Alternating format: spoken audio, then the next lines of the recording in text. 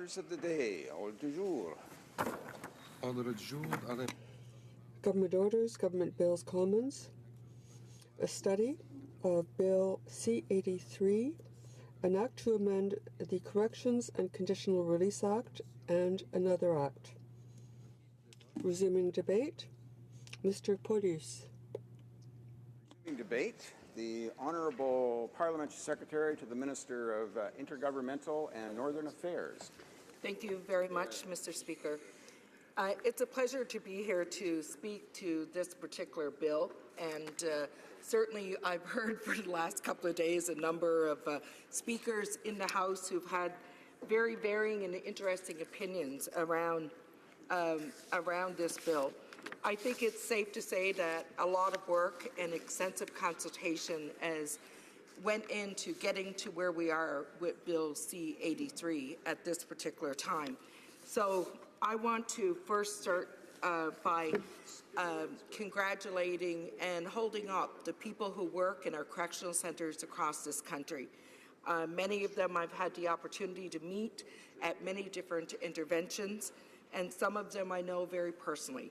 So I know that the work of correctional officers within our institutions is often not looked at in the value that it needs to be, but I really believe that the work they do are exceptional to ensuring the best interests and the safety of all that are in our institutions, including themselves. A correctional institution is a unique environment, and I believe that all Canadians realize that, and they also realize there needs to be a controlled and it needs to be managed effectively. So doing so in the best interests of the people who work there, of inmates, and ultimately of public safety is going to be truly important and a key to that success. When an inmate is at risk of causing harm to themselves or to others, it really do put our correctional institutions to the test, to see how we can measure up to being able to handle those risks and those challenges and to mitigate any harm that could come. Correctional staff really are tasked every day to make sure that everyone is safe. So in considering the situation, they need to factor in physical health and mental health concerns, and they need to consider the inmate's correctional plan. High-risk inmates can pose serious management challenges, and in all cases, safety is paramount. Today, we have a new opportunity to move forward on a bold new approach to these challenges.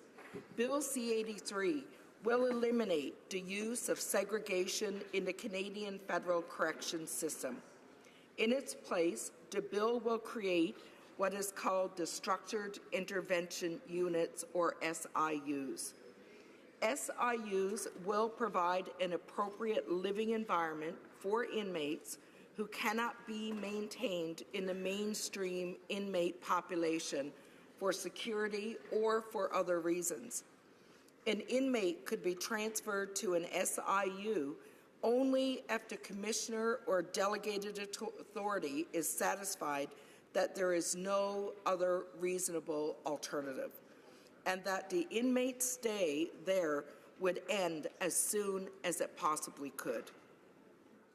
The SIUs will serve to provide the inmate with the opportunity for meaningful human contact through those programs. It will allow for interventions and services that are tailored to respond to their specific needs and risk. You've heard already from many of my colleagues who have spoke to this bill what some of those specific needs are of inmates that are currently not being met, and as a result is causing for unsafe and harmful practices, not just to themselves, but often to others. Structured interventions will be provided to address the underlying behavior that lead to their placement in a SIU or a structured intervention unit. Correctional programming will continue, and I think that's important that people understand that. During their time in an SIU, Inmates will have an opportunity to spend a maximum of 4 hours a day outside their cell. That's double the number of hours in the current segregation system.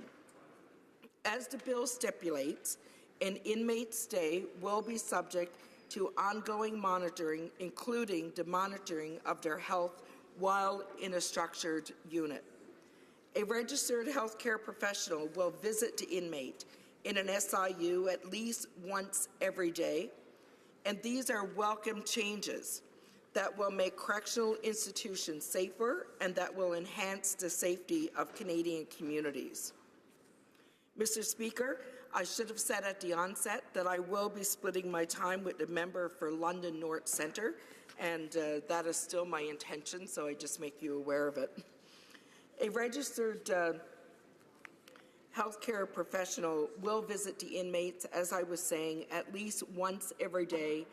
Oftentimes, this is very necessary because of the healthcare needs that certain individuals that are incarcerated require. But I think it's important to say that this bill will also include additional measures that will strengthen our correction system. It will establish a patient advocacy service to ensure that inmates understand their rights and they get the medical care that they need. This not only addresses concerns raised in the inquest to the death of Ashley Smith, who was in segregation at the time, but also addresses calls from the Office of the Correctional Investigator. Mr. Speaker, to be certain, providing health care in a correctional institution is a challenging job. It requires unique skill sets that can make a real difference, improving living conditions within a correctional institution and contributing to better safety. The bill affirms the obligation of the service to support these healthcare professionals in maintaining their autonomy and clinical independence. The service will also have an obligation to ensure that systemic and background factors unique to Indigenous offenders are considered in all correctional decision-making. For the first time, that obligation will be enshrined in law as a guiding principle. That could mean, for example, that if an Indigenous offender is placed in an SIU, individual or small group interventions may be tailored to their particular needs. Under this model, resources such as elders, Aboriginal liaison personnel, and specifically trained parole officers would provide culturally appropriate and responsive interventions for Indigenous offenders. This support calls to action 30 and 36 of the Truth and Reconciliation Commission, and it advances key mandate commitments to address gaps in services to Indigenous people and those with mental illness throughout the criminal justice system. This focus on Indigenous inmates complements steps the government has taken to enhance with Indigenous communities and to invest in the rehabilitation and safe reintegration of Indigenous people who have come into contact with the criminal justice system. In the previous budget of 2017, we allocated $65.2 million over 4 years to address the overrepresentation of Indigenous people in the criminal justice and correctional system. Of that money, $10 million has been allocated to Indigenous community corrections initiatives. Under this program, public safety support projects that help previously incarcerated Indigenous people reintegrate safely and productively into their communities. As I close, Mr. Speaker, I feel it's helpful to look at this legislation in a much larger context. Overall, Canada is a very safe country, but we must not take that for granted. Strengthening our correctional system is an ongoing process and one that requires our constant attention. Bill C-83 takes us further down that path. Our government wants to help ensure we not only hold guilty parties to account for illegal behavior, but also create a custodial environment that fosters rehabilitation. The goal is fewer repeat offenders, fewer victims, and safer communities. While there is much more work to do, Bill C-83 brings us closer to where we need to be. I encourage all members to join me in supporting Bill C-83 and in supporting those Canadians that are asking for this reform and modernization of the Correctional Centre program. Questions and comments. The Honourable Member for Edmonton West. Mr. Speaker, I'd like to thank my colleague across the way for her speech. I'd like to know if the government has actually costed out these changes. The reason I ask, when you look at the departmental plan for correction services, and I don't believe the government side has actually read their own plan that Public Safety Minister signed off on.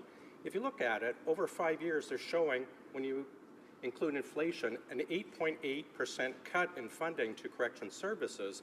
Further, the departmental plan produced by this government, signed off by the Public Safety Minister, actually calls for a reduction in the amount of correction services officers. So I'm curious, has the government done their homework on what the cost is going to be, and how do they justify, or how do they quantify that and balance it off with the fact they're calling for significant cuts in correction services at the same time? Thank you. Parliamentary Secretary. Thank you, Mr. Speaker, and I thank my colleague from Edmonton West for his question. I really believe that the investments that we've made as a government over the last 2 years in corrections is making a change within our system. We're a government that has really been focusing hard on rehabilitation. We've been focusing hard on providing alternate correctional services for those that require it, whether that be mental health services or other services while incarcerated. The goal of the Government of Canada is to ensure that we reduce the number of victims we have out there, but we also reduce the number of people that are repeat offenders within the Canadian judicial system. We feel that by offering the programs that we're proposing and making the amendments we are in the bill today, that we will be keeping all Canadians safer. Questions and comments. The Honourable Member for Nanaimo, Ladysmith. Mr. Speaker. So Indigenous women make up 2% of Canada's population, but 38% of women in prison. 18 of the 94 calls to action for the Truth and Reconciliation Commission were about justice reform. Virtually no progress on most of them, according to witnesses at the Status of Women Committee. The Legal Counsel for Native Women's Association at Status of Women described solitary confinement as a particularly cruel practice for women with histories of trauma and abuse, another area in which Indigenous women are overrepresented. They are particularly vulnerable to the harmful effects of isolation, end quote. So Bill C-83 doesn't seem to have a lot of friends on saying that the government's actions are the right thing. Kim Pate says it virtually eliminates existing already inadequate limitations on its use. Ivan Zinger, the corrections investigator, says there's no procedural safeguard in C-83, and the Elizabeth Fry Society says this doesn't meet their needs. So can the member let me know what Indigenous women say this is going to make their lives better? Because it sure doesn't sound like it to us. Honourable Parliamentary Secretary to the Minister of Intergovernmental Affairs. Thank you, Mr. Speaker, and I thank my colleague from Nanaimo, Ladysmith, for her question. And I always appreciate it when members in the House continue to raise the calls to action within the Truth and Reconciliation Commission. Bill C-83 is actually addressing two of those specific calls to action within that report, and that is number 30 and number 36 of Truth and Reconciliation Commission. This is being done right across government in responding to the Truth and Reconciliation Commission. We have responded to nearly 3/4 of the recommendations that are in that report. All of those recommendations that could be actioned by government, some action has been taken on. Many of them are outside of government's purview, as people may know, but we are certainly taking that action to do that. With regard to Bill C-83, it will have meaningful impact for Indigenous people that have been incarcerated, especially those that suffer from mental illness and suffer from other health care and addiction challenges. The bill is really designed to reach out to provide them the programs and services they need so they don't continue to be repeat offenders within our system. Time just for one more short question and response. The honourable member for Sarnia-Lambton. I thought she was on her feet. I have a longer question, Mr. Speaker, but anyway, I have a couple concerns with this legislation. The member mentioned in her speech that extensive consultations were done, but my understanding is that they did not consult with the Union of Corrections Officers, who certainly will be impacted. And in addition to that, I'm concerned with the Liberal direction to make life easier for criminals, beginning with Bill C-51 and then C-75, where penalties for very serious crimes like forcible confinement of a minor and terrorism were dropped. They've brought ISIS terrorists back, and now again, trying to make life easier for criminals. Why are the Liberals doing that as a priority? Parliamentary Secretary. Thank you, Mr. Speaker. And again, I recognize my colleague and thank her for her question. I think it's very important to note that the goal of this bill and the other actions that the Government of Canada has taken is to ensure that we can reduce crime in Canada and reduce repeat crime in this country. We can continue to place people for minor offences into correctional centres without proper programs or treatment, and we've seen what happens from that process. They become repeat offenders. Maybe theft it might have started out as, but through breaches of probation, to lack of services for addiction and mental health care, they became repeat offenders that were incarcerated for longer periods of time. It's our goal as Canadians to get people out of the system, to get them rehabilitated, and to help them with mental health and addictions issues that often leads to petty crime. Resuming debate, the honourable member for London North Centre. Thank you, Mr. Speaker. I appreciate this opportunity to speak today in support of Bill C-83. Among other measures, this bill proposes to eliminate segregation from federal correctional institutions, and it will do it in a way that protects the security of correctional institutions. The reality of any correctional environment is that certain inmates, at certain times, will need to be separated from the rest of the inmate population. Some inmates pose safety risks, and Bill C-83 introduces a new approach to manage those risks. This new approach will ensure the safety and security of staff, the general offender population, and indeed of the inmate who needs to be managed separately from the mainstream population. But it will also help ensure the safety of our communities, because inmates will be able to continue the rehabilitative programming that is so crucial to their eventual successful reintegration into society as law-abiding citizens. This is a transformational change for our correctional system, and one that comes in the midst of a debate over segregation, an ongoing one that we've had as a society in Canada. The Correctional Service of Canada is responsible for managing the lives of more than 14,000 inmates in its custody. Correctional staff do a tough job in a difficult environment. We have to ensure that they can do so safely and that they have the tools to effectively rehabilitate offenders. Canada is incredibly fortunate to have an independent watchdog and ombudsman, the Office of the Correctional Investigator, to oversee and report on the operations of our system. From time to time, the Auditor General of Canada also investigates and identifies issues of concern within this system. In recent years, the issue of inmate segregation has come under their microscope. The Office of the Correctional Investigator and the Auditor General have raised concerns about the effects of segregation, particularly on inmates with mental health needs. Under Bill C-83, segregation will be eliminated altogether from the federal correctional system. In its place, the government is proposing to create structured intervention units, or SIUs, to manage inmates whose behaviour poses a safety risk that cannot be managed within the mainstream inmate population. The key, as I noted earlier, is that although they would be separated from the mainstream inmate population, inmates in an SIU will maintain their access to rehabilitative programming and interventions. Upon placement in an SIU, their correctional plan will be updated. This is done to ensure that they receive the most effective programs at the appropriate time while they're in the unit. Also, it is meant to prepare them for reintegration into the mainstream inmate population. They will also spend at least 4 hours a day outside of their cell and have at least 2 hours a day of meaningful human contact and interaction. Under the current segregation system, inmates only get 2 hours out of the cell, and interaction with people is extremely limited. In addition to all of this, inmates in an SIU will be visited by a registered healthcare professional at least once a day. The healthcare professional could recommend changes to the conditions of confinement or transfer back to the general population. And for the first time ever, Mr. Speaker, the healthcare professional's autonomy and clinical independence within a correctional facility will become enshrined not in regulation but in law, Mr. Speaker. The Correctional Service will also have the obligation to provide patient advocacy services to inmates at designated institutions to help them better understand and exercise their rights and ensure they get the medical care that they need. As honourable members may recall, this indeed was one of the recommendations of the inquest into the tragic death of Ashley Smith. These proposed reforms indeed also build on recent investments in mental health care.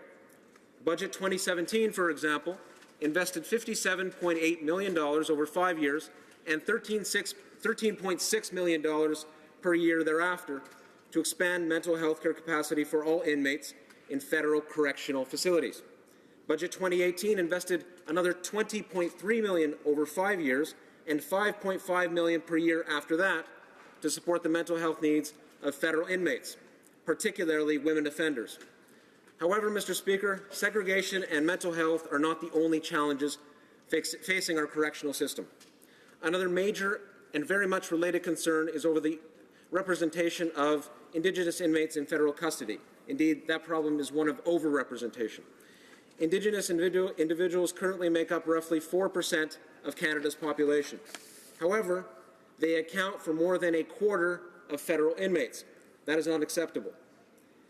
To help address this discrepancy and help those who have been incarcerated to heal, rehabilitate, and reintegrate into society, Budget 2017 invested $65.2 million over 5 years and $10.9 million per year thereafter. Bill C-83 will enshrine, again, not in regulation but in law, that systemic and background factors unique to Indigenous inmates would be considered in all correctional decision-making. This indeed flows from the Supreme Court's Gladue decision, 1999, nearly 20 years ago. Mr. Speaker, the number of inmates in segregation has been trending downwards for several years. There were, for example, 780 inmates in segregation as recently as April of 2014. However, by March of 2018, that number had dropped to 340. I repeat, to 340, a decrease of more than 50%. But this legislation will put an end to this practice once and for all. It will replace it with a far better and more effective approach. SIUs will protect staff and inmates from offenders who exhibit particularly disruptive and dangerous behavior, and they will ensure that inmates separated from the general population can continue with their treatment and rehabilitative programs. Programs like these prepare inmates for reintegration as law-abiding members of a community, the Canadian community, at the end of their sentence. In other words, they are essential to public safety because almost all inmates will eventually be released from custody. Mr. Speaker, Bill C-83 will help make our correctional system stronger, more humane, and more effective. It will mean better correctional outcomes for the most challenging and difficult to manage inmates. We have to focus on outcomes, Mr. Speaker, with enhanced rehabilitation and reintegration support. I believe that this will lead to a safer environment for those who work or are incarcerated inside of our institutions and fewer victims of repeat offenders outside. That's why I strongly support this important piece of legislation. It's also why I encourage my colleagues to do the same. Thank you very much, Mr. Speaker. Questions and comments. The honourable member for Edmonton West. Mr. Speaker, earlier I asked the parliamentary secretary about how does she reconcile the fact that there's going to be all these added costs of the changes to C-83, but at the same time the departmental plan shows for, with inflation adjusted, an 8.8% cut to funding for correction services, as well as cut in staffing. And her comment was, well, because it's the money that we've invested in the first 2 years. Well, the Library of Canada produced a report for me that actually shows the first 2 years of Liberal government, they've actually cut funding to CSC from the Harper era, and then going forward for the next 5 years are going to cut a further 8.5% or 8.8%. So perhaps the colleague could actually answer where the parliamentary secretary refused to or didn't know the information for. What are the added costs of C83? How are they going to achieve these things when they're cutting a further 8.8% from current funding on top of the funding they cut from the Conservative era to correction services? Thank you. Honourable Member for London North Centre. Thank you, Mr. Speaker, and I appreciate the question from my colleague. Specific details relating to budgetary costs of C83 and the changes that it will bring about will be announced soon, as I believe my colleague knows. I do take great interest, however, in his focus on the Conservative era in office, the most recent, at least, reign of conservatism in Canada at the federal level. The party opposite, and I have a lot of respect for my colleagues across the way, but I can't help but notice, time and again, draping themselves in the flag of not only Canada but of law and order, when actually we review the record of the Harper government, we see cuts to the RCMP, we see cuts to the CBSA, key legal agencies enforcing law and order in Canada. We've listened to folks in corrections. I would ask the honourable member to go back and take a look at what some key folks in corrections have said about this particular bill and the changes it will bring about. It focuses on rehabilitation. It focuses on reintegration. It focuses on strengthening the system and making it more effective. That's what C83 does. Questions and comments. The Honourable Member for Edmonton Strathcona. Thank you, Mr. Speaker. I'd like to thank the Honourable Member for his speech on this bill. Mr. Speaker, there are claims by the Liberal government that we're going to have a lot more provision to deal with Indigenous offenders. We, of course, know that a huge percentage of offenders are Indigenous, particularly the women. And I wish to raise again the case of Edward Christopher Snowshoe from the Northwest Territories, confined to his cell the size, apparently, of a Volkswagen Beetle. He was in solitary for 162 days. At one point, he asked for additional medical assistance, revealed he was suicidal. He, in fact, had committed suicide, tried to commit suicide several times. He was sent to an Aboriginal healing centre, but he asked to leave because the healing centre had nothing to do with his Indigenous beliefs. He was from the Northwest Territories. We need to recognize that there are over 300 First Nations. What kind of provision is this government going to take to put in additional resources so that, in fact, we can actually have provision of support to all of the Indigenous people who are imprisoned? Honourable Member for London North Centre. The honourable member quite rightly raises the issue of Indigenous incarceration. I had the honour of serving on the Public Safety and National Security Committee last year, Mr. Speaker, in which we studied that very issue. I would ask the honourable member, and I'm sure she is aware, but to again review the sections in the proposed bill, C83, that focus on bringing to life what was called for in the landmark decision of the Supreme Court, the Gladue decision of 1999. Again, almost 20 years ago, as I referred to in my speech. This is an incredible step forward, a very positive step forward for all those Canadians concerned about Indigenous incarceration, which we have to do more about. This is not the end of the line. This is a beginning. This is a new opening. And in that light, I also would say to the honourable member that this bill offers an entirely new and different approach, a more effective approach to the issue of segregation, and I think we'll see more positive results as a result of the bill going through. Before resuming debate, there were 5 hours of debate for the Act. Consequently, all of the following speeches will be limited to 10 minutes, with 5 minutes for questions and comments. Reprise de débat. The Honourable Member for Yellowhead. Bravo. Wonderful, wonderful. Good morning, Mr. Speaker. Thank you. I'm speaking on Bill C-83 because I am concerned that the changes it will make may put our institutional staff's safety in jeopardy and that of the inmates that are under our care and control. I must say, I was confused when the government introduced this bill. Back in February of this year, the government appealed a ruling by the BC Supreme Court that struck down Canada's law on indefinite solitary confinement, arguing that it needed clarity on the decision. So why is this government introducing legislation today before receiving that clarity? And why are the Liberals fighting the court decision to strike down solitary confinement while at the same time introducing legislation to do just that? Really, are they just changing the words and calling it structural intervention unit? I have a federal prison in my riding of Yellowhead, the Grand Cache Institution. It's a medium security institution with approximately 300 employees and 240 offenders. I have a lot of respect for my constituents who work there. Working for Correction Canada often means working with offenders, violent offenders. Section 36 of the new Act deals with the obligations of service and the rights of prisoners in structural intervention areas. It states that the service shall provide an inmate with a structural intervention unit, an opportunity to spend a minimum of 4 hours a day outside the inmate's cell, and an opportunity to interact for a minimum of 2 hours a day with others through activities including but not limited to programs, interventions, and services, and leisure time. Section 37 of the new Act states that Section 36 does not apply if the inmate refuses or the inmate does not comply with instructions to ensure the safety of that of any other person or the security of the penitentiary. As part of their job, Mr. Speaker, employees are responsible for providing a safe, secure, and positive environment for offenders, which is an essential element in helping offenders reintegrate into society. But is this government fostering a safe and secure environment for our prison guards to work within these institutions? Solitary confinement is a common safety measure many Western countries take to protect guards from dangerous and volatile prisoners.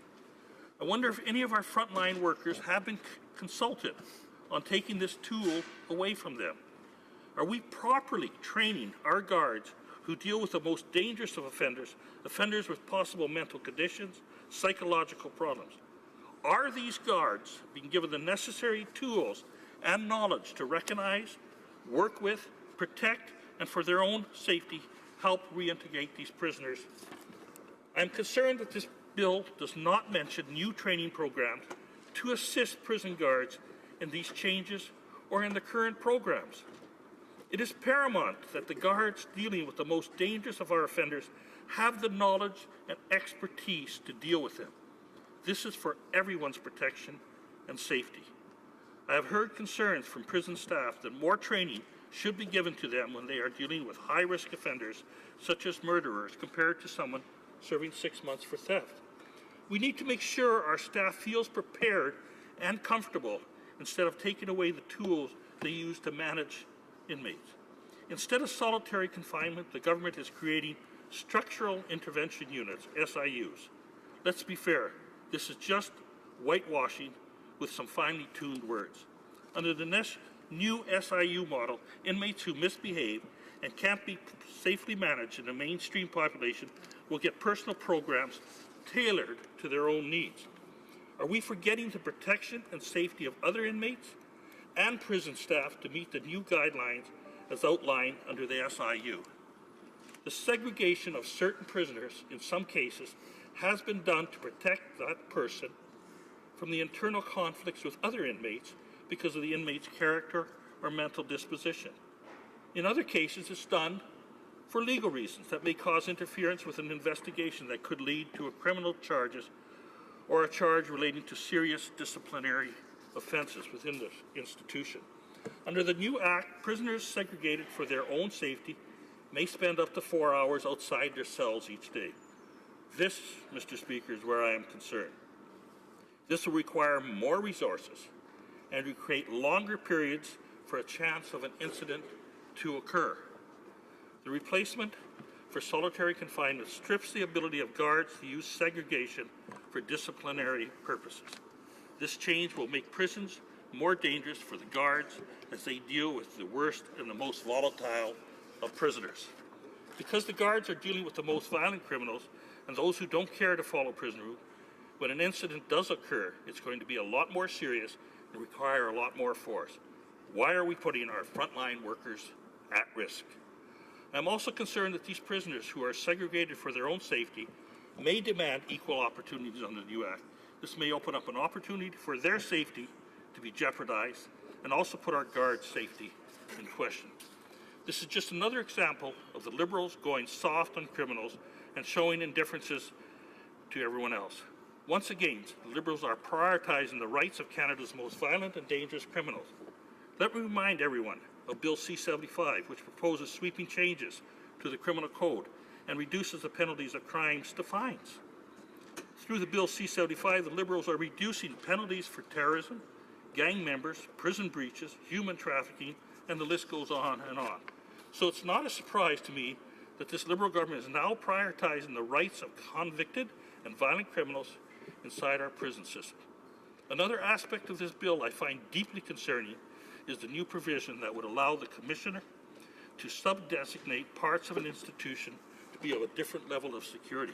It reads, the Commissioner may assign the security classification of a minimum security, medium security, maximum security, or multi-levy security of any other prescribed security classification to each penitentiary or to an area in a penitentiary. Theoretically, could the Commissioner authorize a room, say in a healing lodge, to be designated as maximum or medium security by adding an extra lock on the door? There needs to be clarification on whether this is to be used as a temporary measure or if this is a declaration that can be made indefinitely of an area. If so, what is the security protocol that would be put in place to change an area to a higher designation than the rest of the facility? Under what circumstances will it be used? This provision will lead to more cases where higher security prisoners are allowed into lower security spaces, all based on technicalities. Why are we allowing prisoners who should be in maximum or medium security facilities into lower designated facilities? There's one part of this bill, though, Mr. Speaker, that I agree with, and that is body scanners. Already in use in the province of British Columbia and Ontario, body scanners should be used to scan prisoners in federal institutions. The more effective we can be in our searches, the better off. That means fewer drugs, weapons, and other contraband entering our prison systems. I wonder why the government decided to stop there, though. Why only scan prisoners? In 2014, CBC put on a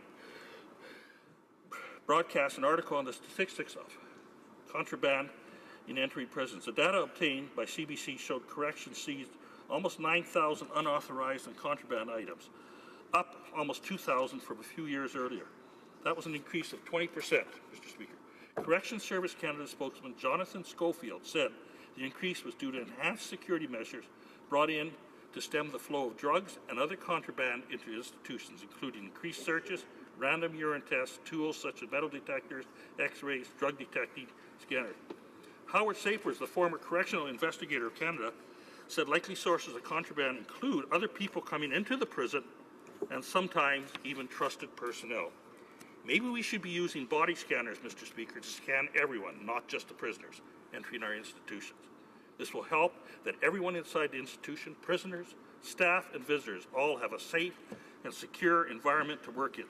There are different types of body scanners, Mr. Speaker, and there are some that can detect drugs and others in metal. And we use them in our airports.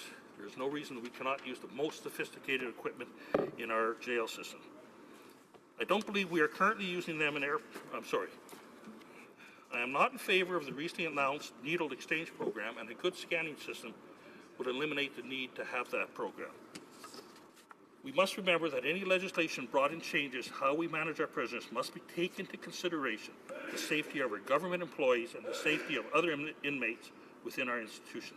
This, to me, is paramount over catering to the needs of convicted criminals. We must remember they are there because they have committed a crime and are being punished for those crimes. Yes, they have rights to a certain extent, but our institutions are not summer camps or recreational retreats. Thank you, Mr. Speaker.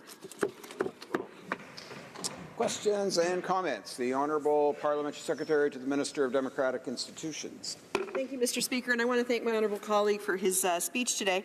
As I mentioned yesterday, Mr. Speaker, I sat on the Status of Women Committee, and we did a study on Indigenous women in corrections. It's particularly challenging to hear the stories of intergenerational trauma and women incarcerated who are struggling with generations of problems from growing up in difficult situations.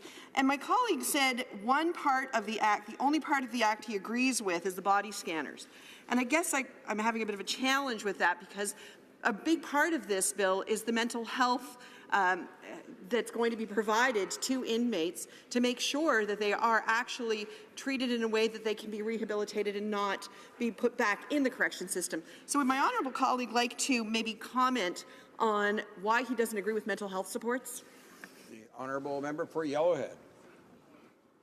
Thank you, Mr. Speaker, and thank you for the question across. I never said I didn't disagree with mental health. I said that we need to spend more time, more resources, training our personnel at the jails. I clearly stated that a number of times in my question mark. Jail guards are concerned that they are not receiving the proper training to deal with people with different mental situations, different stress situations, and different violent tendencies. We need to ensure that our guards have the best training so that they understand the situations that they're being put in, so that they keep the safety of themselves and the prisoner. Questions and comments? Question commentaire. The Honourable Parliament Secretary. Well, thank you, Mr. Speaker, but I'm pretty sure I heard my honourable colleague say that the one part of the bill he agreed with, and I know he said that corrections has to have training. Well, that's what this bill is doing.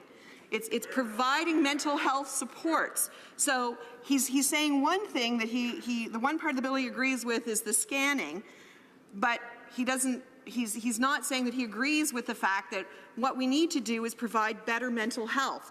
That's what we need to do. That's what this is doing, and that's what he's overlooking whenever he makes his comments. Well, member for Yellowhead. Well, thank you, Mr. Speaker, and I know I can't use things, but here is the bill, and I don't see anything about talking about the extra training or the extra education that's being given either to the prisoners or to the guards. And my concern at the present time is the safety of the guards in our institutions and the safety of the prisoners there. She can talk all about programs for them, and those are good. We need to interact and get them back into civilization and back as law-abiding citizens. But it's the safety of our guards that I'm concerned with and the proper training. And there's no mention in Bill C-83 of that. Questions and comments. The Honourable Member for Elgin, Middlesex, London. Thank you very much, and I'd really like to thank the member for his insight on this. I have spoken to many of the prison guards, especially in the London area, where we have the London Detention Centre, Elgin Middlesex London Detention Centre, where there is rampant issues that are occurring there, including a lot of drugs coming into the area. One thing that this talks about is scanning the inmates. But do you think that goes far enough? Because we have to recognize that drugs are getting into these correctional facilities, and how? Do you believe that we should expand that scanner so that it goes beyond just the inmates and perhaps to all visitors, and maybe even going one step further than that? The Honourable Member for Yellowhead. I'd like to thank the Honourable Member for that question. She is absolutely correct. We need to go further. We need to scan all people coming in and out of our jail institutions. And that's to protect the guards, that's to protect the inmates. We know that contraband is entering our prisons. We know that it's increasing. We know that it's being brought in by people, and we have indications that it is being brought in by some guards. So it's not going to hurt to scan all individuals coming into our institutions, as many high security institutions already employ in their programs. Resuming debate, the Honourable Member for Glengarry, Prescott Russell. Merci, Monsieur le Président. Well, thank you very much, Mr. Speaker, and I'm happy to rise today to support Bill C-83, which represents a fundamental change in the way that we will deal with the correctional system in Canada. It will put an end to the practice of administrative segregation in all federal institutions. It will implement a new correctional model for intervention that will ensure that inmates are held accountable for their actions while creating an environment conducive to their rehabilitation while respecting security for all. This is not only the right thing to do, but also a matter of safety. The bill will help keep correctional officers, staff, and volunteers safe. It will keep inmates safe, and ultimately will keep our community safe as well. It's in the interest of all to have an effective system that will make it possible to deal with complex dangerous and difficult situations inside a corrections environment. That's why Bill C-83 eliminates segregation and creates structured intervention units, SIUs. These units will provide all of the resources and know-how necessary to deal with safety risks for inmates in difficult situations. The units will also help manage inmates to remain safe within the mainstream inmate population. Contrary to segregation, inmates placed in SIUs will receive intervention and structured programs tailored to their specific needs, with a view to dealing with the behavior that required them to be placed in an SIU. They will have a minimum of 4 hours a day outside of their cell per day, double the current time in segregation. Each day, they will have at least 2 hours of meaningful human interaction, including as part of programs, intervention, and service. Under the current system, inmates can spend an entire day with almost no human interaction. Inmates in an SIU will also be visited on a daily basis by health professionals. In addition, this intervention-based system means that inmates will be able to continue to work on their rehabilitation and on achieving the objectives set out in their correctional plan. All of these measures will help to facilitate their safe reintegration into the mainstream inmate population as quickly as possible. As a result, better correctional results. A reduction in violent incidents, better safety for inmates, staff, volunteers, institutions, and ultimately the general public.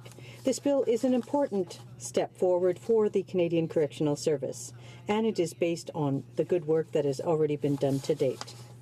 The government has invested nearly $80 million over 5 years in budget 2017 and 18 in order to better meet the mental health needs of inmates. These investments include some $20.4 million from the past budget for women inmates.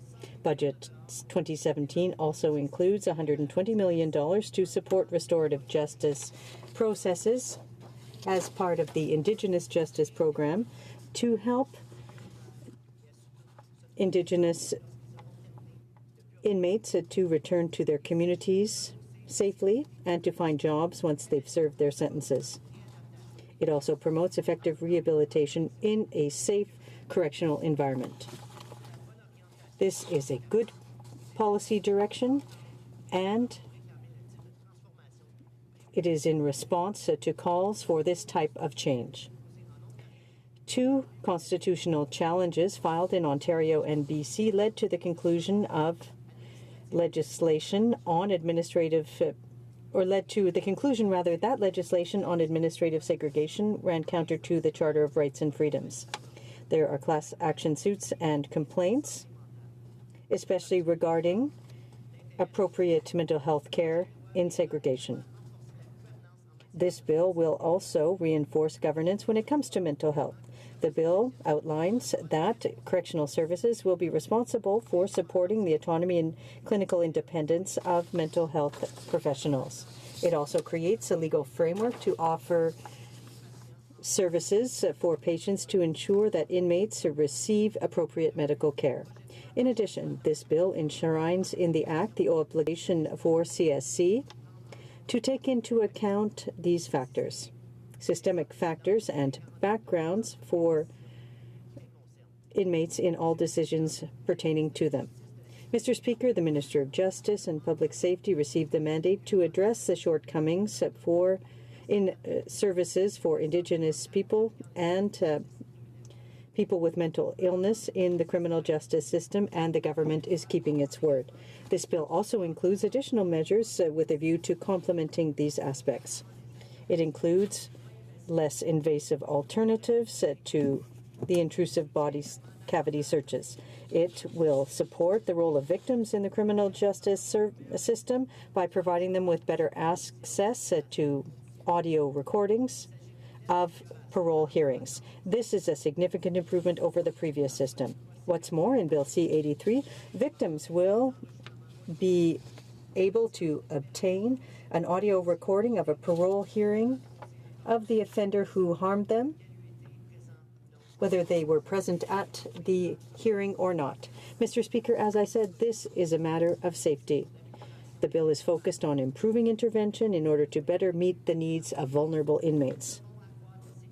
We must improve safety for our inmates, correctional staff, institutions, and communities. This bill will transform the Canadian correctional system with a view to achieving those objectives. I am proud to support the bill today, and I encourage all members to join me in supporting this historic bill. Thank you, Mr. Speaker. Questions and comments. The honourable member for Sarnia-Lambton. Well, thank you very much, Mr. Speaker, and I'd like to thank the member opposite for his remarks. The honourable member for London Centre said that there are only 340 criminals affected by this bill. There are many other issues, such as Terlyn McClintock, terrorists returning to Canada. Why are the Liberals prioritizing this assistance being provided to criminals? The honourable member.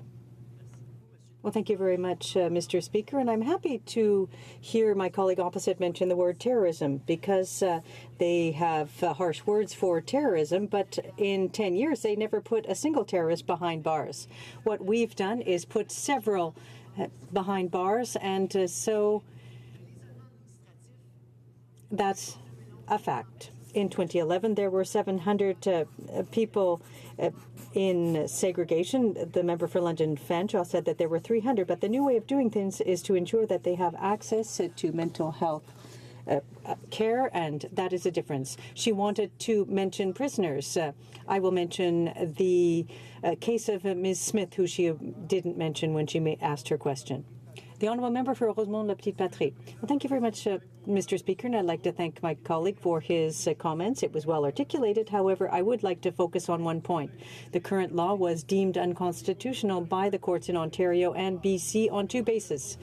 First of all, there was no independent organization to monitor the justification and extension of segregation. And secondly, there was no limit in legislation for the extension or undue harm caused by the extension. So under their bill, C-56, the previous one, didn't meet those criteria, nor does this one. How can my colleague think that this current bill put forth by the Liberals will be found constitutional by the courts?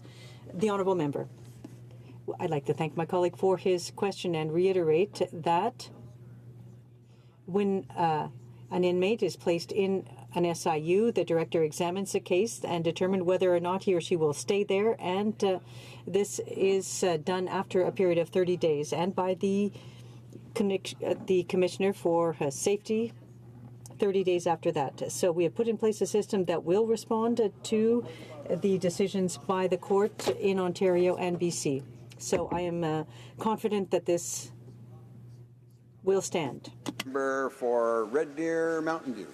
Well, thank you very much, Mr. Speaker. And to the honourable member, I have an institution in my riding, and in 2017, nearly $500,000 of drugs was seized by corrections. And when I think about that situation, then I also think about how the suggestion is, well, maybe we should be advancing needle exchange programs and spoons and so on. I think that kind of gives the wrong impression to people about what life should be and what the conditions should be in prison. So I'm just wondering why the major emphasis, and when we look at, as the Conservatives are talking about, advancing and expanding the screening process, and maybe to make sure that no one comes in, that wouldn't perhaps be a better way to create some safety for those that are in the prisons, and primarily those that don't use drugs, and you know, thinking about the situation that if everybody else is going to have a needle, maybe you should have one as well, just to protect yourself. I mean, this is how obscene this approach is to our corrections. The honourable member for Glengarry Prescott Russell. Thank you, Mr. Speaker, and I'm glad the member mentioned the amount of dollars that were seized in terms of drugs, seizures, and I think that's why, in part of that response, we'll be putting body scanners everywhere in prisons to ensure that there isn't those drugs that get into our prison system. So I agree with the member. There should be a lot more technology. My question to the member is, will he support C-83? I think I'm going to take one more question here. We got a little bit of time left. L'honorable député d'Hochelaga. Merci, Monsieur le Président. Au début de son discours, The Honourable Member for Hochelaga. Well, thank you very much, Mr. Speaker. At the start of his speech, the Honourable colleague said that C-83 would put an end to segregation, administrative segregation. Technically, because the term is being changed. Now we're talking about a structured intervention unit. But what does it change in the facts? 2 hours a day and a little bit more assistance for people with mental illness. So doesn't he think that that is misleading people by saying in the media and outside of this House that the process for administrative segregation is being eliminated? The Honourable Member. Well, I think that administrative segregation could result in some inmates having no interaction with other humans during the day, and under the new bill there will be interaction, and there will be interactions with public health members. So that is the difference. Thank you, Mr. Speaker. Déclaration des députés. L'honorable député. The Honourable Member for Rivière-des-Mille-Îles. Thank you very much, Mr. Speaker. This year, the city of Rosemere participated in the Flowers competition. It was an international and national competition and won gold. Prizes were handed out recently. And this competition is organized by the not-for-profit organization in Canada, and its objective is to promote civic pride, responsibility for the environment, among other things. In the evaluation, they looked at green spaces, companies, volunteer action, and various criteria such as cleanliness, heritage, and a number of other things. Rosemere, in this category, measured up against other cities, including one in Hungary, Belgium, and the UK. And the judges described it as an oasis of green space in Montreal. And so I'm very proud of having such a lovely city in my riding. Congratulations to Rosemere, to the elected officials there, and to all people living there. For Yellowhead. Mr. Speaker, I spent part of last week sailing on the HMCS Vancouver as part of the Leaders at Sea program. I'd like to thank Commodore Topsheet, Commander of the Canadian Fleet Pacific, and Commander Cohenberg, Captain of the vessel, and all personnel on board. This amazing experience gave me the opportunity to experience life aboard one of Canada's major warships, living among and interacting with its crew to gain a deeper understanding of their mission in the service of Canada. I gained a perspective of what life is like at sea, and I better understand the training that each sailor receives for their specific role in the vessel. I want to say thank you to all sailors, past and present, who spend months at a time away from their family and friends in the service of Canada. Aye, aye, ever on guard. Bravo. The Honourable Member for St. Catharines. Good morning, Mr. Speaker. The Niagara Children's Centre is recognized throughout the Niagara region as a provider of services to children with physical, developmental, and communicative disabilities. They are a family-centered organization aimed at helping every child reach their potential.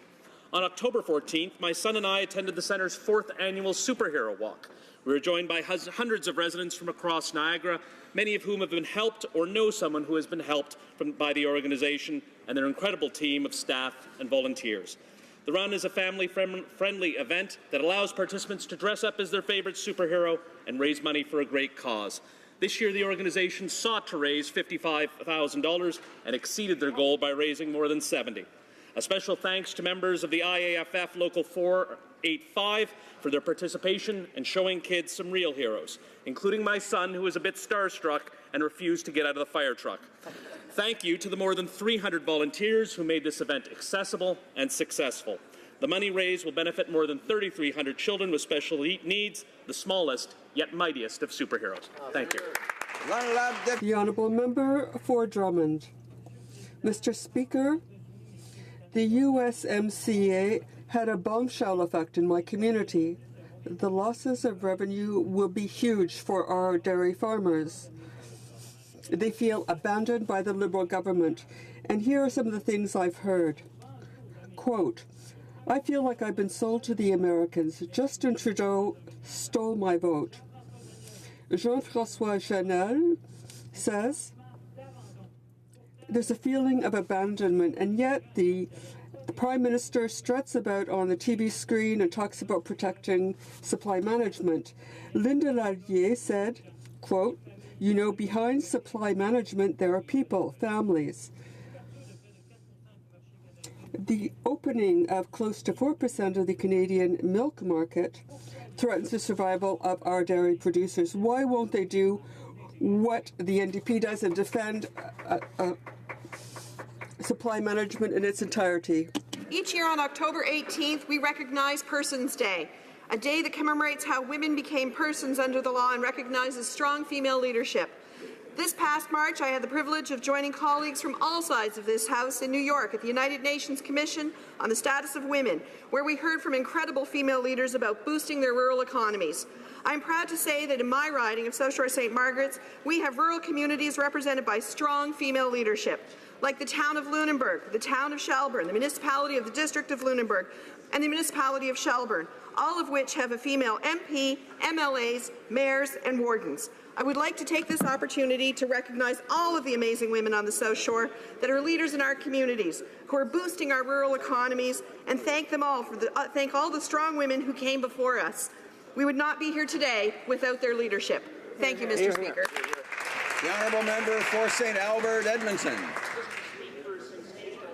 The Sandinista regime have unleashed a wave of political violence and repression against the Nicaraguan people. According to a UN report, the Sandinistas have engaged in extrajudicial killings, disappearances, torture, and sexual violence. This week, a report from Amnesty International reported that pro-Ortega paramilitary groups have used weapons of war against peaceful protesters. In light of the ongoing serious human rights violations, it's no longer good enough for Canada to merely call out Ortega. The time has come, Mr. Speaker, for the imposition of targeted sanctions pursuant to the Magnitsky Act against Ortega and his Sandinista thugs. Honourable member for Mississauga Centre. Mr. Speaker, I don't know about you, but my 14th year was as unmemorable as the rest of my teenage years. However, I couldn't say the same about Zaina Bunji.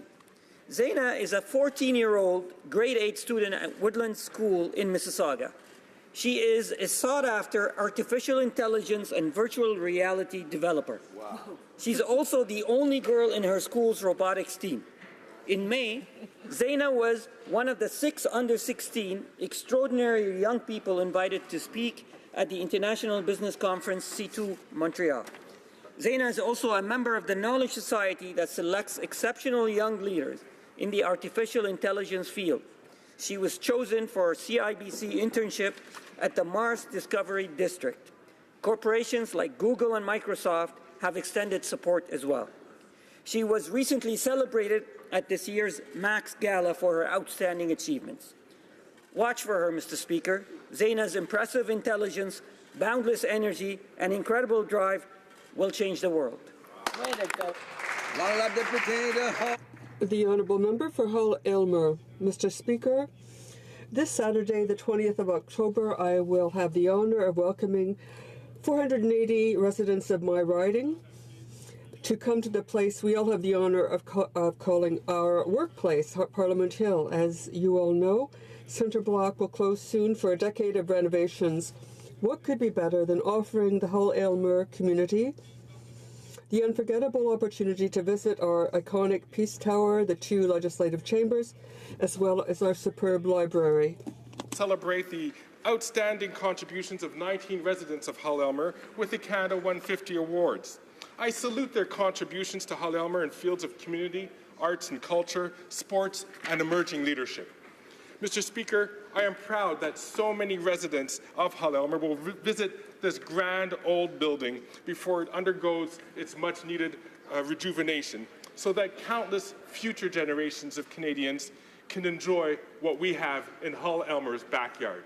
Merci, Monsieur le Président. The Honourable Member for Mégantic-L'Érable. The town of Thetford Mines will have the honour and the pleasure of welcoming the cream of Quebec's young athletes for its 53rd Quebec Games. They'll come from all parts of Quebec. These athletes give the best of themselves. All of them want to at least set personal records and have incredible experiences. The athletes are back home, but they have left an indelible mark. The mobilization of 2,580 volunteers helped create new friendships and has shown that we can accomplish great things together. With President Guylaine Dubuc and the Director General Guy Bérard, 40 people had an extraordinary experience. The Quebec Games have left an extraordinary memory. I'd like to thank Sport Quebec, which supported the organization in making the 53rd Games a success all across the board. Seymour. Mr. Speaker, this year Capilano University is celebrating its 50th anniversary, and might I say that CapU has come a long way since its humble beginnings with just a few portables to now educating over 11,000 students per year. CapU has nurtured countless leaders in everything from early childhood education to global stewardship. It has also introduced tremendous programs from Indigenous independent filmmaking to small business. Their new logo honors the Coast Salish territory and is the product of extensive consultations with local First Nations. Its design was done by local Tsleil-Waututh artist Jordan Galley and Squamish artist Marissa Nahani. Mr. Speaker, I am a proud Capilano alumni. As an 18-year-old city councillor, I studied public administration at Capilano. Now, almost 19 years later, what I learned in those classes is still incredibly valuable to my career. I am so thankful for the outstanding education that I and so many others have received over the past 50 years. Congratulations, Capilano University. The Honourable Member for Pickering, Uxbridge. Mr. Speaker, I rise today during Autism Awareness Month to recognize the Riley family, who are members of my community, and their advocacy for autism awareness. Austin, a three-time racing champion, is the first professional Canadian race car driver with autism. It's through sharing his story that Austin has been empowering those with autism to follow their dreams while encouraging others to learn more about it. In addition to sharing his story, Austin and his family have been touring the country, sharing the Autism Reality Experience, a reality simulator that provides a first-hand experience of what the world is like living with autism. Having personally taken part in the simulation, I can say it was an unforgettable and eye-opening experience. I'd like to thank Austin, Jason, and Shane Riley for this opportunity and their continuous advocacy and efforts in making Canada and our communities a more inclusive place for us all. Thank you, Mr. Speaker. For Louis Saint-Laurent. Mr. Speaker, recently I was very touched by what someone in my riding said.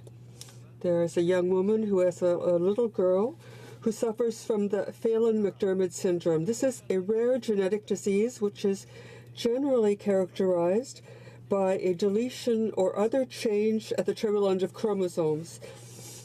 Its symptoms are intellectual deficit, delayed or absent speech, autistic spectrum disorder, motor delays, and epilepsy.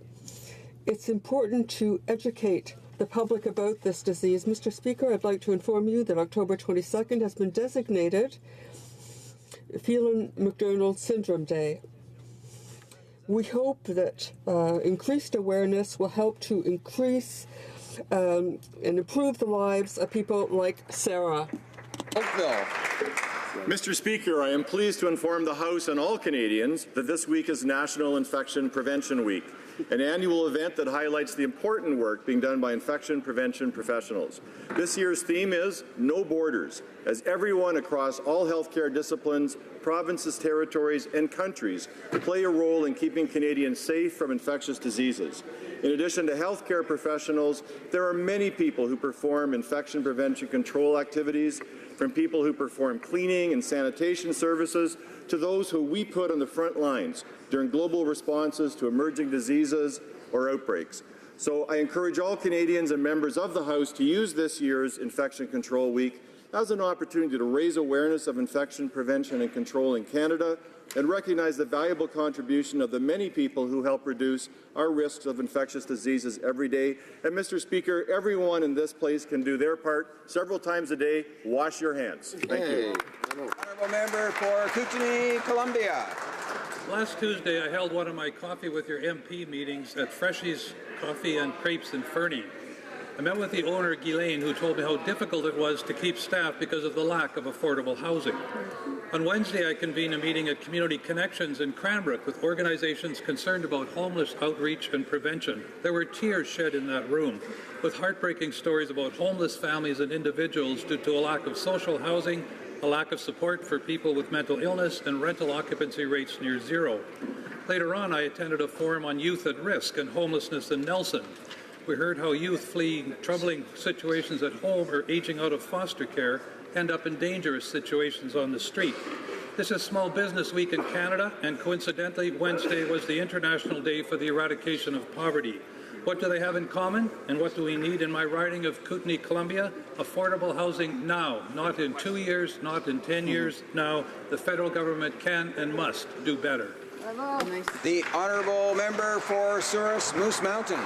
Mr. Speaker, this week is Small Business Week. Yet the Liberals have proven time and time again that they have no interest in helping small businesses succeed. Their failure to champion Canadian small business has real-life consequences that matter and impact people's day-to-day lives. Farmers in my riding employ many workers and managers, and these small business owners are struggling. With an early snow and excess moisture, many farmers still have crops in the field that are wasting away. They need propane and fuel to dry their crop. Instead of helping farmers, the Liberals are making life difficult and more expensive by forcing a carbon tax and attempting to change taxation rules for small businesses. This means significant administrative strain on regular farm operations, and some farmers will need to make a difficult choice about whether or not their way of life is still affordable and sustainable. Farmers feed Canada and the world, and their government should be doing everything possible to assist them, not hurt them. Hear, hear. The consequences of the Prime Minister's failures are real, and it is the small businesses in Canada that will pay the price. Honourable Member for Orleans. Monsieur le Président. Mr. Speaker, small business represents 98% of all Canadian business and employs more than 8 million Canadians from sea to sea. So take this opportunity to celebrate some of the hardworking small businesses right here in the City of Ottawa, specifically in my riding, by drawing special attention to Echo Audiology, who just celebrated their one-year anniversary in Orléans, Stray Dog Brewery, who are recently named one of 5 best new breweries in Canada, Aura Design and Integration, who've just opened their doors this fall, Gloucester Pottery School, employing and represent our vibrant arts community by employing dozens of students and training them in the arts, and Oakwood, who are recently awarded with Renovator of the Year.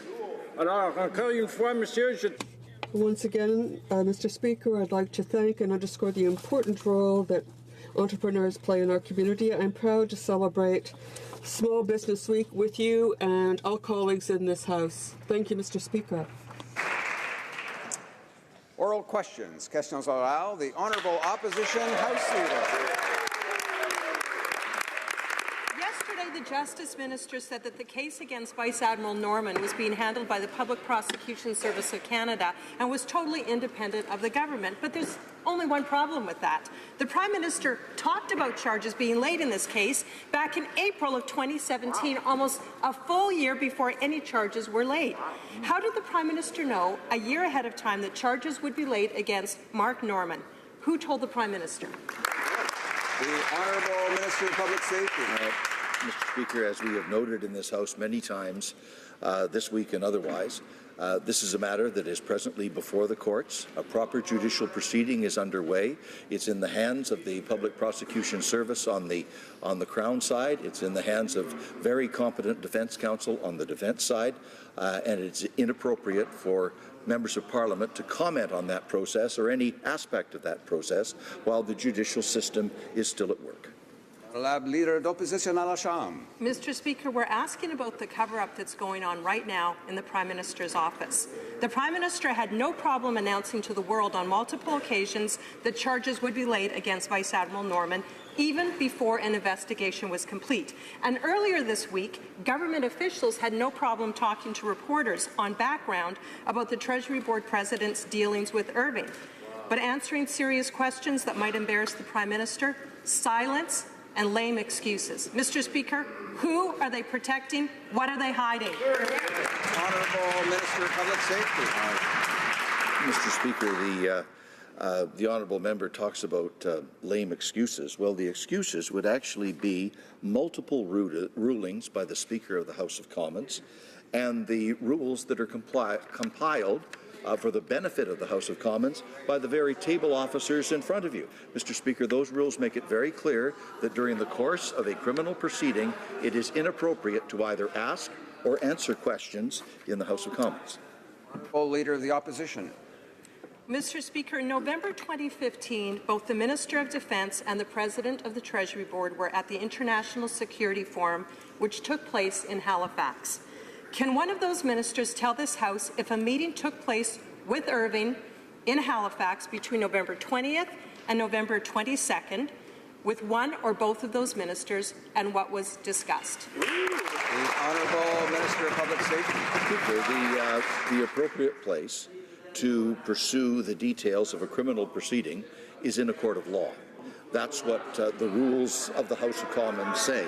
And I would point out, as the table officers have written in the House of Commons Compendium of Procedure, quote, members are expected to refrain from discussing matters actively before the courts or under judicial consideration in order to guard those involved in a court action or judicial inquiry from any undue influence. I would remind the honourable member she is neither the prosecutor nor the defender. Mr. Speaker, I can assure the Minister that we are here on behalf of Canadians and we will continue to ask questions on behalf of Canadians. In November 2015, the Minister of Defence and the President of the Treasury Board attended a meeting at the Defence Forum in Halifax. Representatives for Irving were present at that conference. Can one of these two ministers tell us in this House and all Canadians if they met representatives from Irving, and if they did, what did they discuss? Mr. Speaker, the people who are charged with the administration of this particular case are, on one side, the prosecution. That is the Public Prosecution Service of Canada.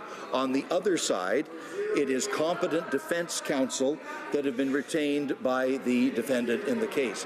Mr. Speaker, none of the members opposite have that role. And the rules of the House of Commons say that you should leave the work of the prosecution to the prosecutor and the work of the defendant to the defense counsel, not on the floor of the House of Commons. Député Louis Saint-Laurent. The member for Louis Saint-Laurent. All Canadians will notice that we were just asking to know if two ministers had met leaders for Irving, and the minister himself made a direct link with the Norman case. Is there something to be read between the lines here? How is it that the minister established a direct link with the Norman case? Yes or no? Will the government finally disclose the evidence it has in this matter?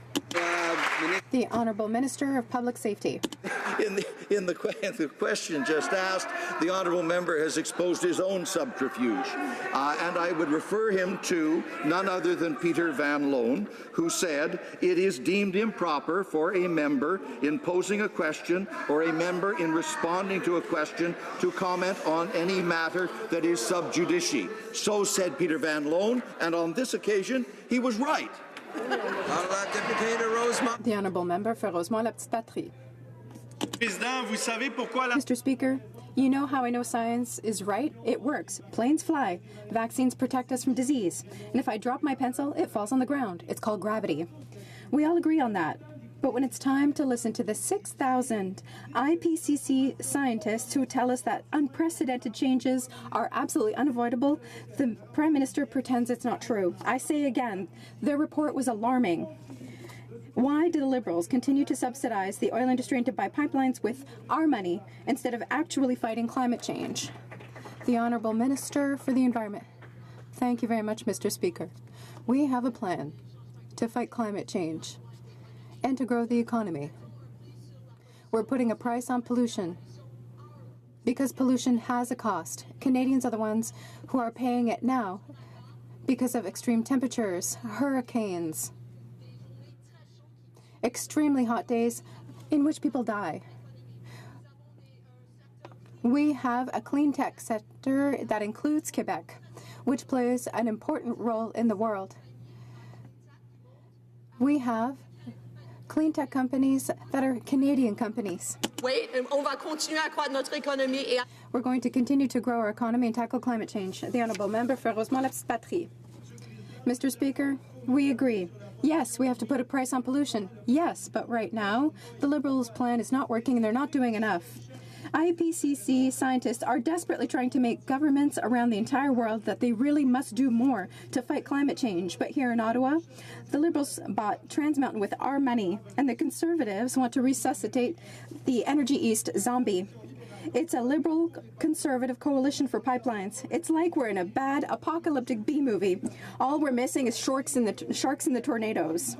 Do the Liberals understand that they're not doing what's necessary, they're not being courageous enough, and they're threatening our children's future? The Minister of Environment and Climate Change. Mr. Speaker, we know very well that we need to tackle climate change for our children and for our grandchildren. We have an opportunity to create good jobs. I am very proud that under our government, our greenhouse gas emissions have gone down and jobs are going up.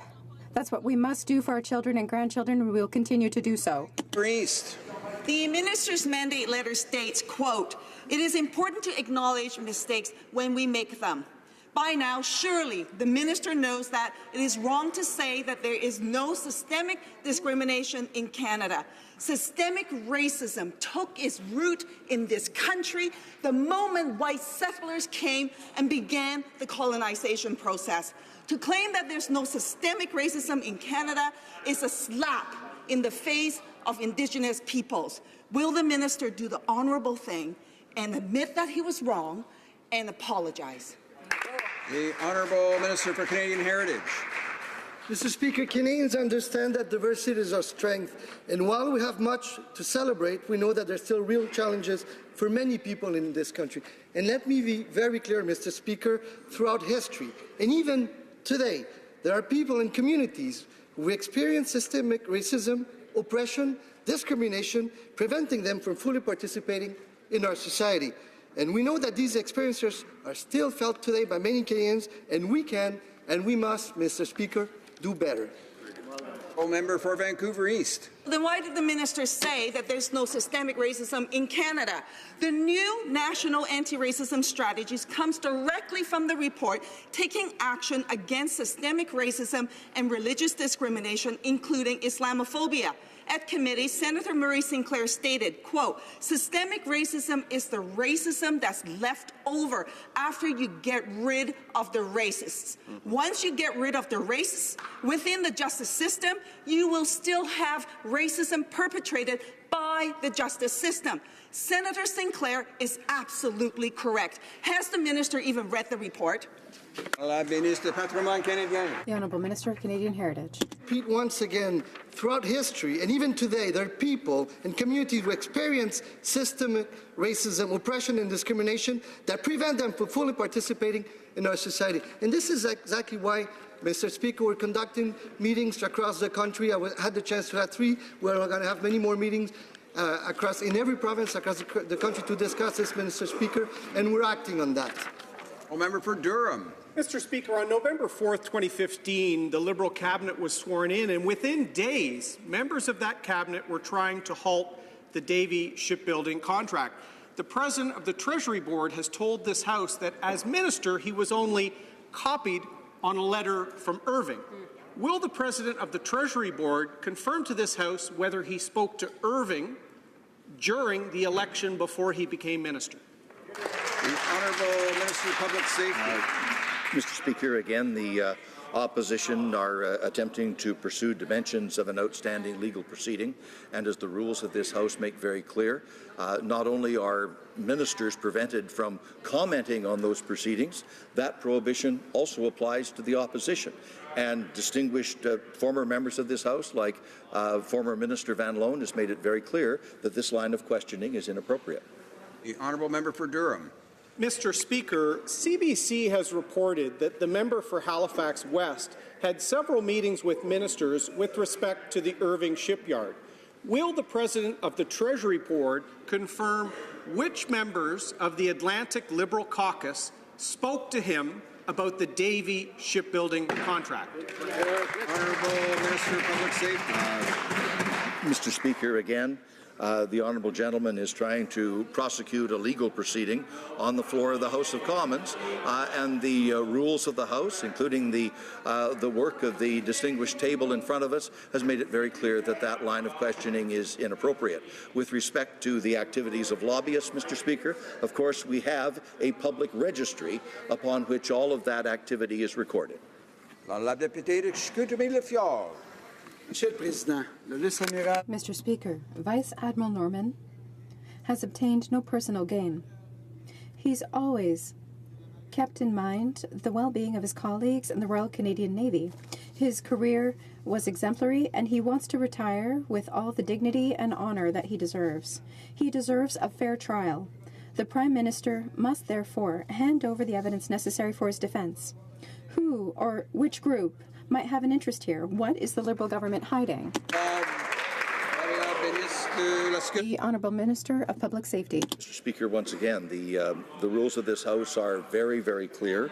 Let me again quote the table officers who have said members are expected to refrain from discussing matters before the courts or under judicial consideration in order to protect those involved in a court action or judicial inquiry against any undue influence.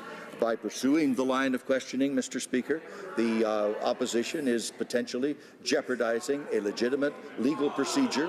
We have, in fact, a very mature judicial system in this country, and that system is more than capable of handling this matter. The Honourable Member for Chicoutimi-Le-Fjord. Mr. Speaker, Canadians want to know. The government is staining the career of an officer who was rewarded for meritorious service for reasons that the Liberal government is hiding.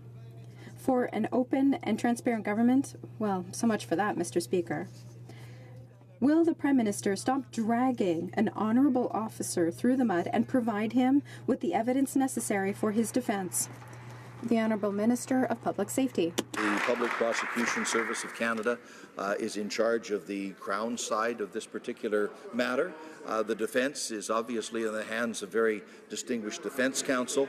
We have an amazingly strong judicial system in this country that is, in fact, the envy of the world, and Canadians can trust that system properly administered to deliver justice and to make sure that justice is also seen to be done.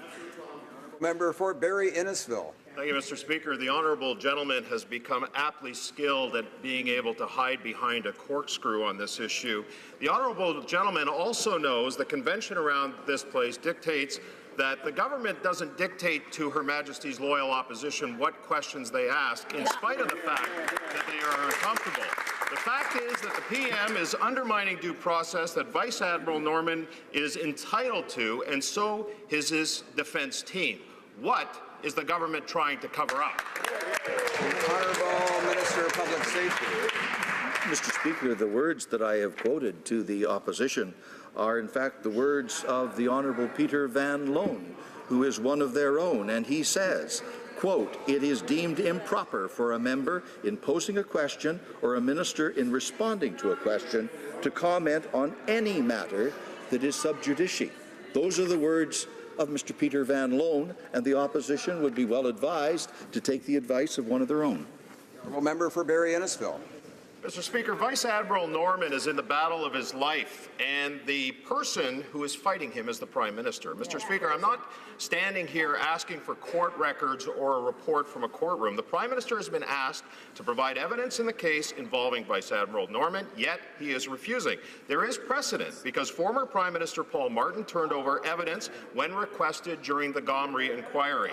It's time for the Prime Minister to stop hiding the truth. Who is he protecting, and what is he hiding? Honourable Minister of Public Safety. Mr. Speaker, the honourable gentleman's question indicates clearly, unequivocally, and beyond all doubt that what he is referring to here is a matter that is in fact sub judice.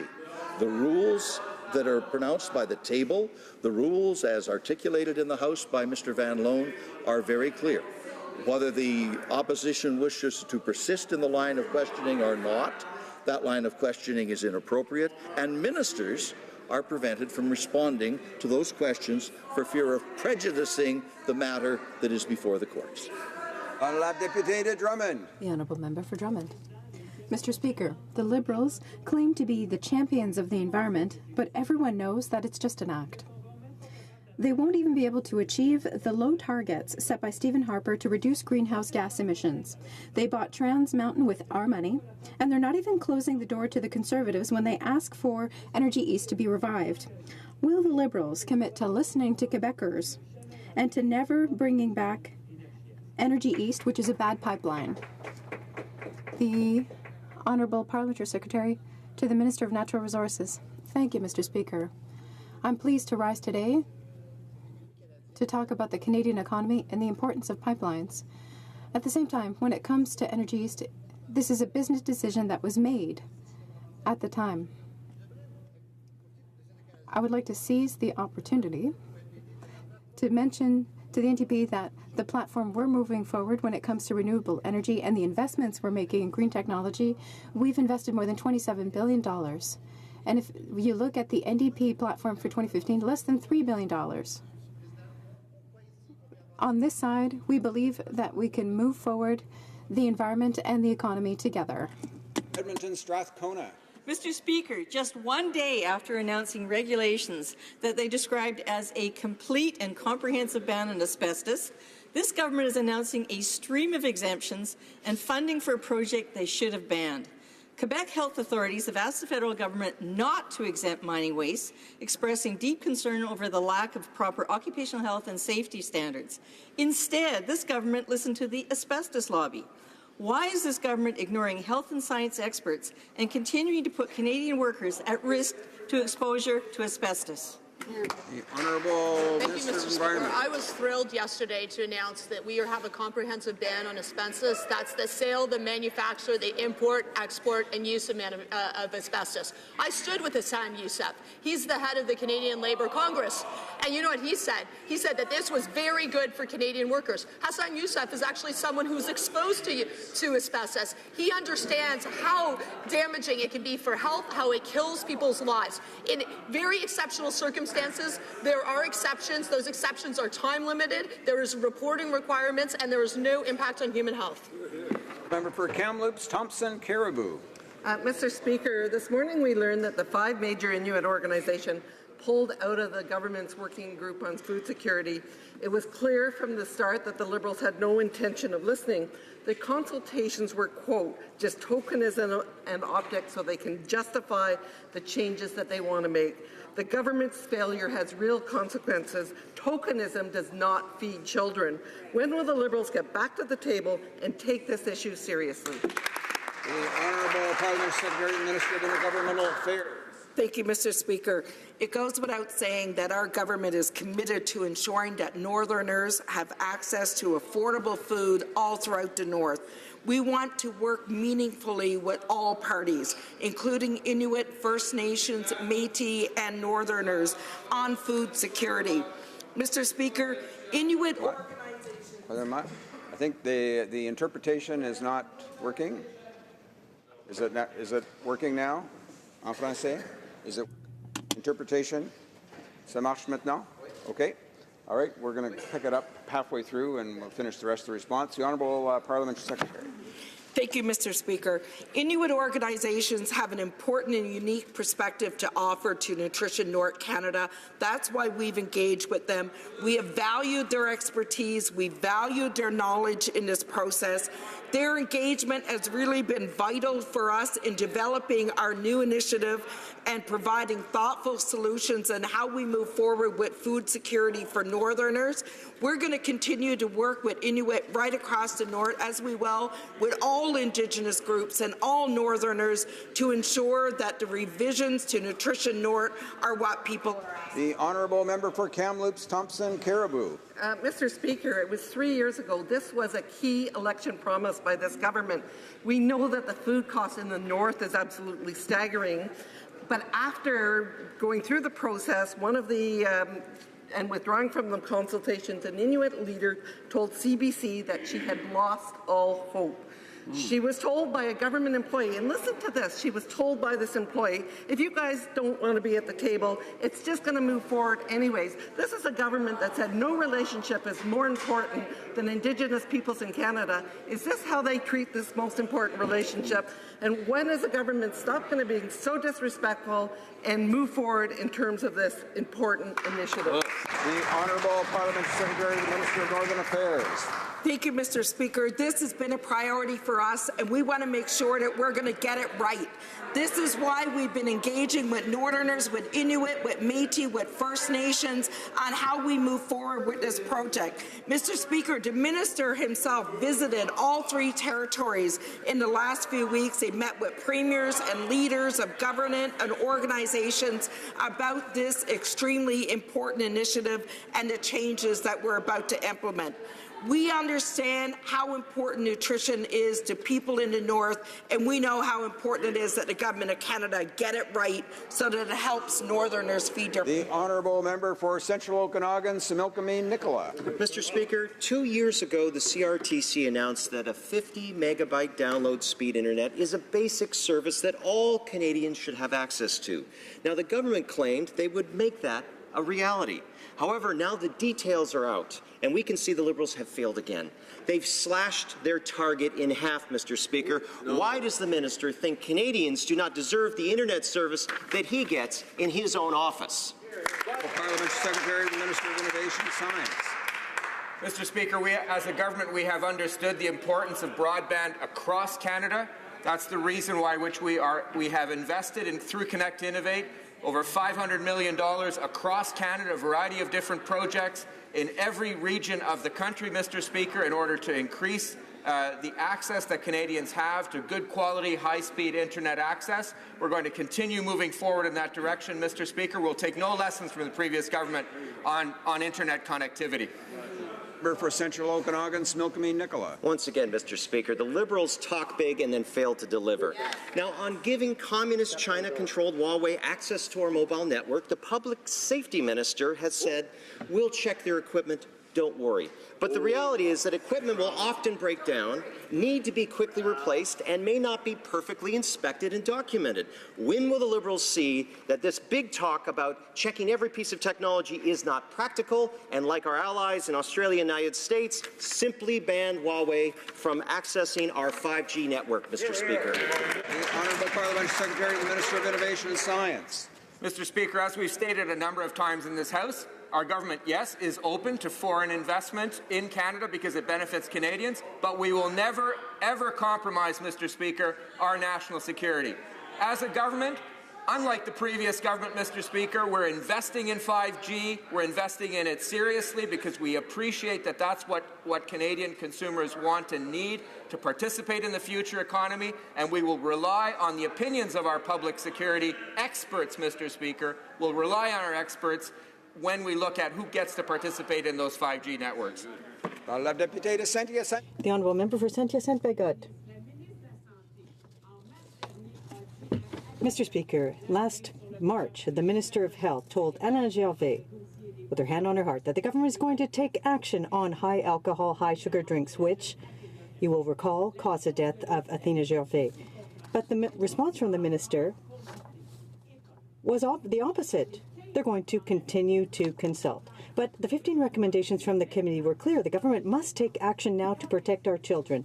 When will the government finally translate its words into action and protect our children? The Honourable Parliamentary Secretary to the Minister of Health. Health and safety of Canadians is a top priority for our government, and we continue to work to identify actions that can be taken to address the harms associated with problematic alcohol use. Following the tragic death of Athena Gervais, we immediately took action to begin work to restrict the amount of alcohol in highly sweetened alcohol beverages. We thank the Health Committee for their work. We've tabled a response to their recommendations, and we'll be introducing regulations in the near future to ensure tragedies such as this never occur again. Member for Kootenay, Columbia.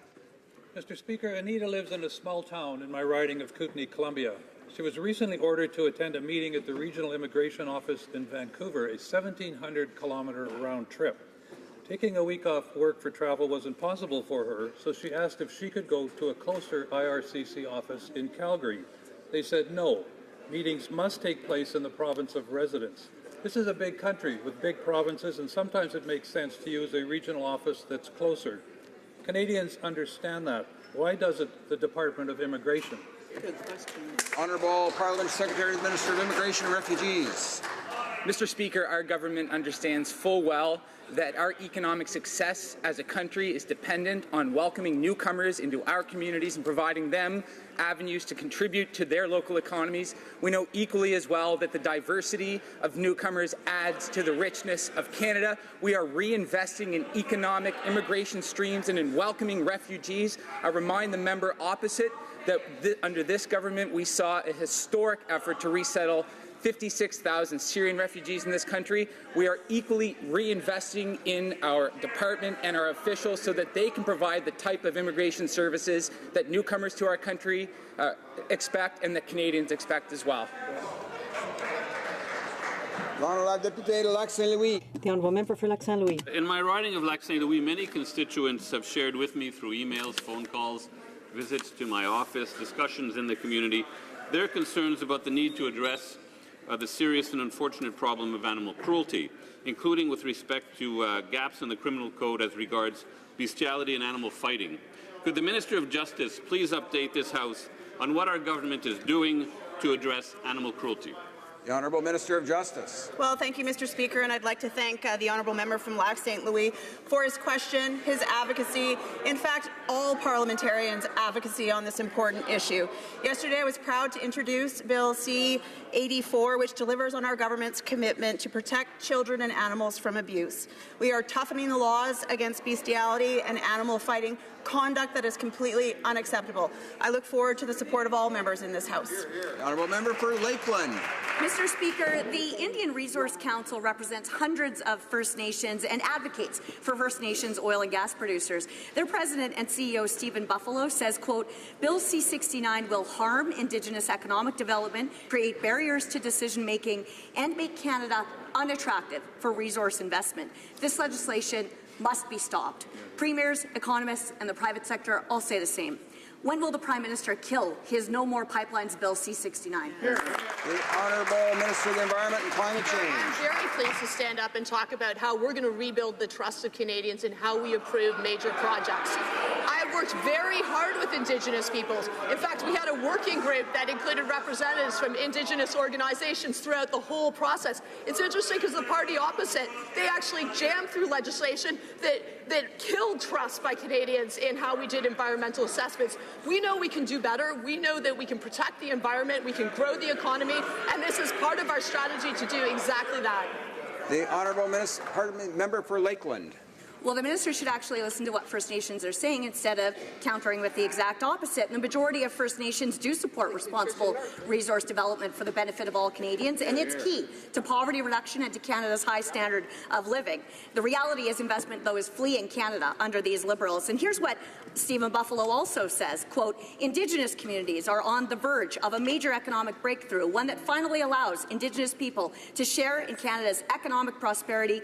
Bill C-69 will stop stop this progress in its tracks. So when will the Liberals kill their No More Pipelines Bill C-69?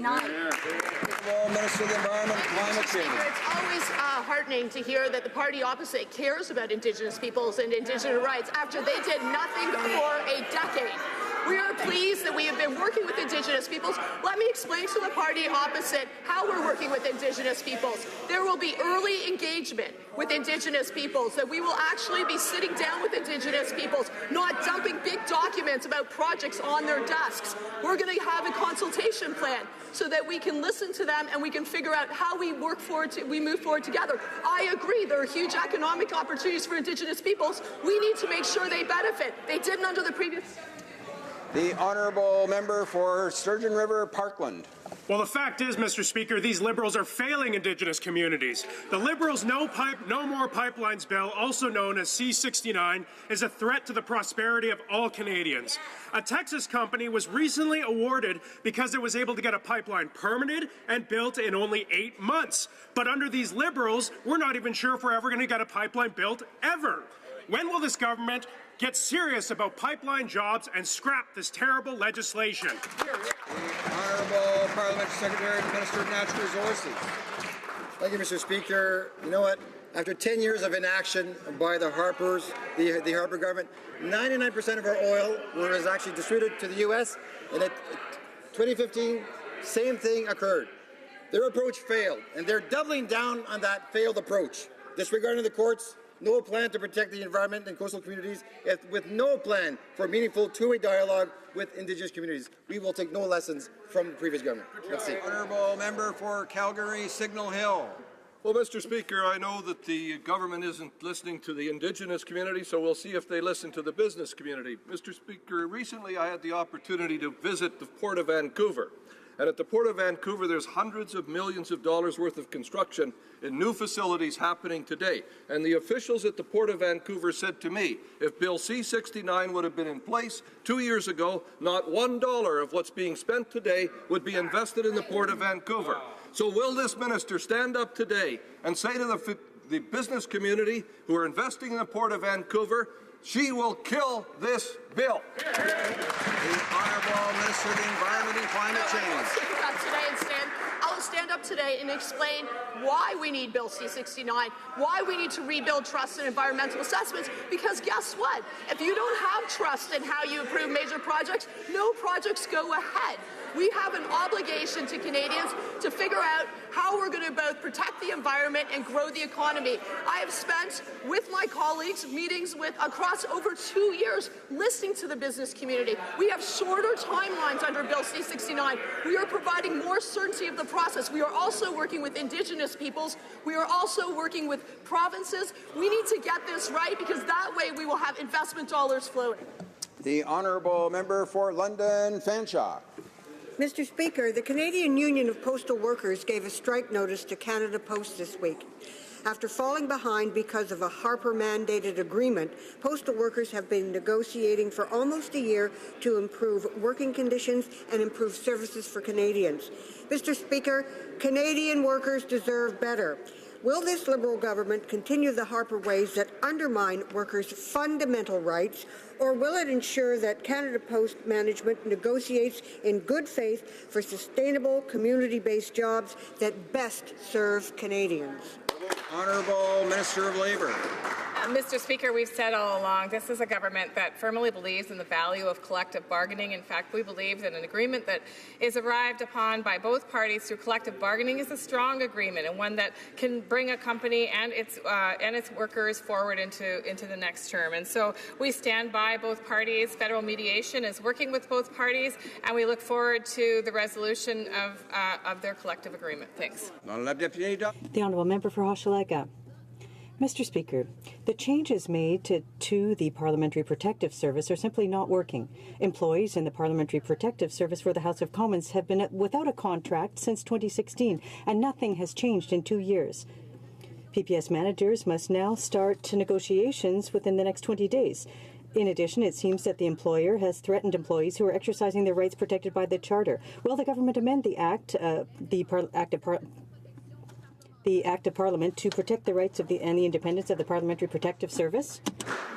Mr. Speaker, the legislation in many ways may need to be amended, but I would note that the matter referred to by the honourable member is under the jurisdiction of the House and not under the jurisdiction of the government. The honourable member for Charlebourg-Haute-Saint-Charles. Mr. Speaker, June 1263, July 1634, August 1747, September 1601. Mr. Speaker, that's the number of illegal migrants who've entered Canada over the past 4 months alone, the vast majority entering through Quebec. Canadians want to know why the government isn't doing anything. We're being insulted and being told we're non-Canadian. Now, 4 months later, I have a question. Do you have a plan to resolve this problem? The Honourable Minister. Thank you, Mr. Speaker, and I thank the member opposite for his question. I want to assure him that the government does in fact have a plan and that we've been working very diligently with our international partners to address the issues that lead to that migration. The RCMP, the CBSA, IRCC, and the IRB have all been working diligently in order to create greater efficiencies and to ensure that for every individual, regardless of how they come into this country, Mr. Speaker, I want to assure the member opposite and all Canadians that the security of this country is maintained through the diligent work of our public officials. Thank you, Mr. Speaker. Honourable member for Edmonton Manning. Mr. Speaker, that's the plan of no plan. Mr. Speaker, it's clear that the Prime Minister have no plan to ensure the integrity of our border. The number of illegal crossings is on the rise. We've already had more this year than the same time last year. Canada's Conservatives have proposed a plan. So far, the Liberals have totally failed to resolve this problem. While Canadians are struggling to make ends meet, what is the total projected cost for processing, transporting, housing, and social welfare programs for these people? The Honourable Minister of Border Security. Again, Mr. Speaker, I'm very pleased to advise the member opposite that we've seen some tremendous success in reducing the number of people that have been presenting themselves at our border. And since April of this year, Mr. Speaker, we've seen significant reductions. And in fact, the number of people who crossed this summer irregularly was 70% less than what we experienced just last year. And so we're making real progress, Mr. Speaker, and we can assure Canadians as well that the issue of how these individuals are treated, by Canadian law, we have to treat them and to allow them due process and to provide support to the provinces and municipalities to ensure they're properly treated. That work is ongoing between ourselves, the province of Quebec, the province of Ontario, cities of Montreal and Toronto. Mr. Speaker, this is a well-made... The Honourable Member for Calgary-Shepherd.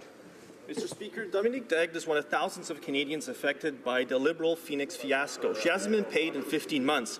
I sent a letter to the Public Works Minister in July of this year on behalf of Dominique, and guess what? No answer. The minister said operations can be November of 2017, that hardship cases will be dealt with in just a couple of weeks. She's lost her home and moved back in with her dad.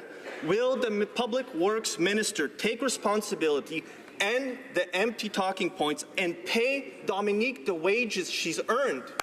Honourable Parliament Secretary to the Minister of Public Services.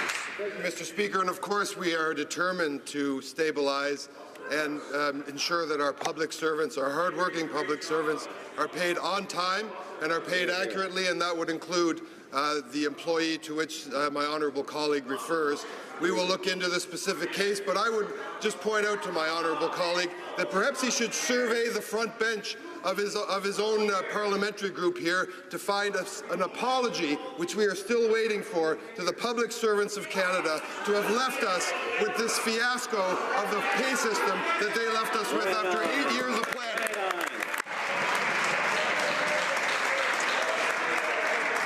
Order. See what you did?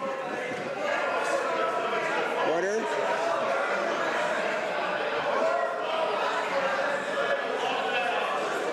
Order. Order. We want to get on with question period. The Honourable Member for Ottawa-Vanier. Mr. Speaker, I'm glad it's my turn. I was proud to see that our government was continuing its commitment to diversity by supporting organizations through increased multicultural funding in Budget 218. As part of the funding, the government announced that it would engage communities on the development of a new anti-racism approach that brings communities and interfaith leaders together to find new ways to combat discrimination. Mr. Speaker, could the Minister of Canadian Heritage and Multiculturalism update this House on how the development of a new anti-racism strategy is developing? Honourable Minister of Canadian Heritage. Thank you, Mr. Speaker, and I thank my colleague for an important question, which allows me to repeat something that I've said many times again, something extremely important for me, Mr. Speaker, that throughout history, and even today, there are people in communities who experience systemic racism, oppression and discrimination, preventing them from fully participating in our society. We know that these experiences are still felt by many Canadians, and we can and we must do better, Mr. Speaker. That's why we're conducting those important sessions, Mr. Speaker. Et toute forme de racisme et discrimination est totalement... And any type of discrimination is completely unacceptable, and it must be fought on a daily basis. That is why we are holding those consultations today. We will continue to fight against racism and discrimination. The Honourable Member for Mégantic-Clérable. Mr. Speaker, the Liberals are a lost cause. They literally misled producers under supply management. They pretended to defend them, and they continue to improvise at the expense of producers. Now, they've reached an agreement with the U.S. that will invade our market with milk, prevent us from exporting throughout the world. Less quota, no exports, no compensation. Is that a good agreement? Is that what the Liberals think is a good agreement? Why have they once again failed to defend our producers? The Honourable Parliamentary Secretary. Monsieur le Président. Mr. Speaker, we have defended our supply management system from the aggressive attempts by the U.S. to dismantle it. Access to the market is similar to the changes negotiated by the Conservatives under the PTT. We are the party that put in place the supply management system, and we are the government that has defended it. And that is exactly what we did. We understand that there will be repercussions for our farmers, and we committed to compensating them fairly and fully to support them in their success. The Honourable Member for Avignon-Matane, Métis-Metapedia. Thank you, Mr. Speaker. Wednesday, October 17th, was the International Day for the Elimination of Poverty. And thanks to programs like the Canada Child Benefit, the National Housing Strategy, among other things, our government since 2015 has lifted some 650,000 people out of poverty. Can the Parliamentary Secretary to the Minister of Family, Children and Social Development tell the House how our government continues to help Canadians who are hardworking Canadians? The Honourable Parliamentary Secretary. Mr. Speaker, I'd like to thank the Honourable Member for Avignon-Métis-Matane-Matapedia for his advocacy in favour of Canadians living in poverty. Since we took government in 2015, our government has invested $20 billion to help Canada's most vulnerable people. Thanks to the National Strategy for Poverty Reduction, we are reaching the lowest levels of poverty in the history of Canada, and our government is committed today and in the future to be a leader and a full-fledged partner in fighting poverty. Thank you. Honourable Member for Bow River. Thank you, Mr. Speaker. 2 years ago in the city of Brooks, Tanya Campbell-Lozier was killed by her boyfriend in a domestic dispute. She was just 19 years old. On September 27th, her killer was released on day parole after serving just 4 months. This is yet another example of our justice system acting like a revolving door under this government. Catch and release. In the words of Tanya's mother, Tanya got no justice. Do the Liberals agree with Tanya's mother that a 4-month sentence for killing someone is not justice? The Honourable Minister of Public Safety. Mr. Speaker, I would undertake to look into the circumstances of this particular case. I believe it may fall under provincial jurisdiction, but I'll examine that. The rules with respect to day parole that apply at the present time, Mr. Speaker, were in fact implemented through a legal framework under a private member's bill that was proposed by a member of the Conservative Party. La députée de Repentigny. The Honourable Member for Repentigny. Mr. Speaker, you undoubtedly know that bees play an essential role in our biodiversity, but pesticides, more specifically neonicotinoids, are going to make them extinct. They're not good for the environment, nor are they good for human health. Europe will be banning these products by the end of the year, but here the government is simply hiding behind consultations that won't lead to any concrete results until, when, Mr. Speaker? 2025. This week, Equiterre called on the government to follow suit and imitate Europe. Will the government immediately put in place measures to help agricultural producers eliminate neonicotinoids by the end of this year? The Honourable Parliamentary Secretary. Mr. Speaker, Health Canada is working with the United States Environmental Protection Agency and scientists from around the world to ensure that there are no long-term impacts from neonics on bees. In addition, Health Canada is currently conducting a scientific review that includes risks to wild bees such as bumblebees. New scientific information will be taken into consideration prior to making any final decisions. Health Canada will continue to monitor the situation and take action as necessary. The Honourable Member from Manicouagan. Mr. Speaker, a year ago I tabled Bill C-372 to protect workers' pension funds. A year ago, Sears closed. For the past 3 years, retired people from Cliffs, back home on the North Shore, have been fighting to reclaim their pension and insurance, which was stolen from them. Retired people should be the priority when a company goes under. For decades, nothing's been done. The Liberals have done nothing, and they're just thinking about consulting. It's high time we protected our workers and our retired people from the shameful theft by multinationals. Do the Liberals intend to protect retired people by supporting my bill? The Honourable Parliamentary Secretary to the Minister of Innovation. Merci, Monsieur le Président. Je remercie le... Thank you, Mr. Speaker, and I'd like to thank the Honourable Member opposite for her question. We understand, Mr. Speaker, the difficulties faced by employees and retirees when a company restructures or goes bankrupt. That's why under our most recent budget we committed, Mr. Speaker, to putting in place a balanced government-wide program to strengthen retirement. We are currently, Mr. Speaker, consulting parties across the country to come up with a fair solution for retirees in our country. This will conclude question period for today. Tabling of documents. Dépôt de documents. L'honorable ministre. The Honourable Minister of Canadian Heritage. Today, on behalf of the President of the Treasury Board, in both official languages, the Public Accounts of Canada 2018. Le vérificateur général du Canada émis une... The Auditor General submits his audit on Canada's finances.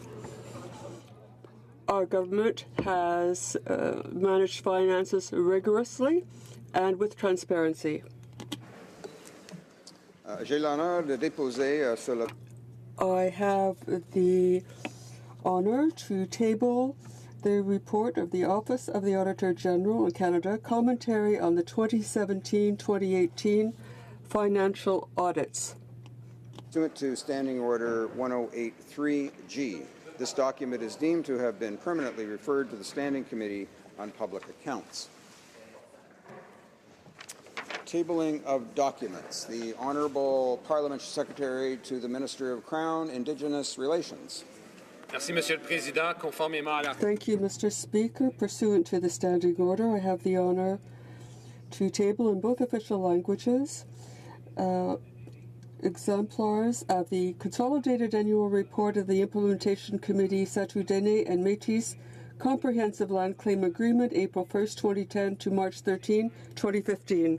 Standing Order 32.2. Once again, I have the honor to table in both official languages copies of the Inuvi Aluit Final Agreement Annual Report, April 1, 2012 to March 31st, 2013. Thank you, Mr. Speaker. Tabling of documents. Dépôt de documents. Introduction of government bills. Declaration de... Statements by ministers. Reports from interparliamentary delegations. Presentation of reports from committees. Dépôt de projet de loi. Introduction of private members' bills. Reading of Senate public bills. Motions. Motion. Presenting petitions. Présentation de pétitions. L'honorable député de... The Honourable Member for Repentigny. Thank you, Mr. Speaker. Women's work and domestic work is not recognized, and sometimes their conditions are not even recognized. There will be a day to recognize them. Now, this petition is something that I got October 4th. There were thousands of e-signatures. Thank you, Mr. Speaker.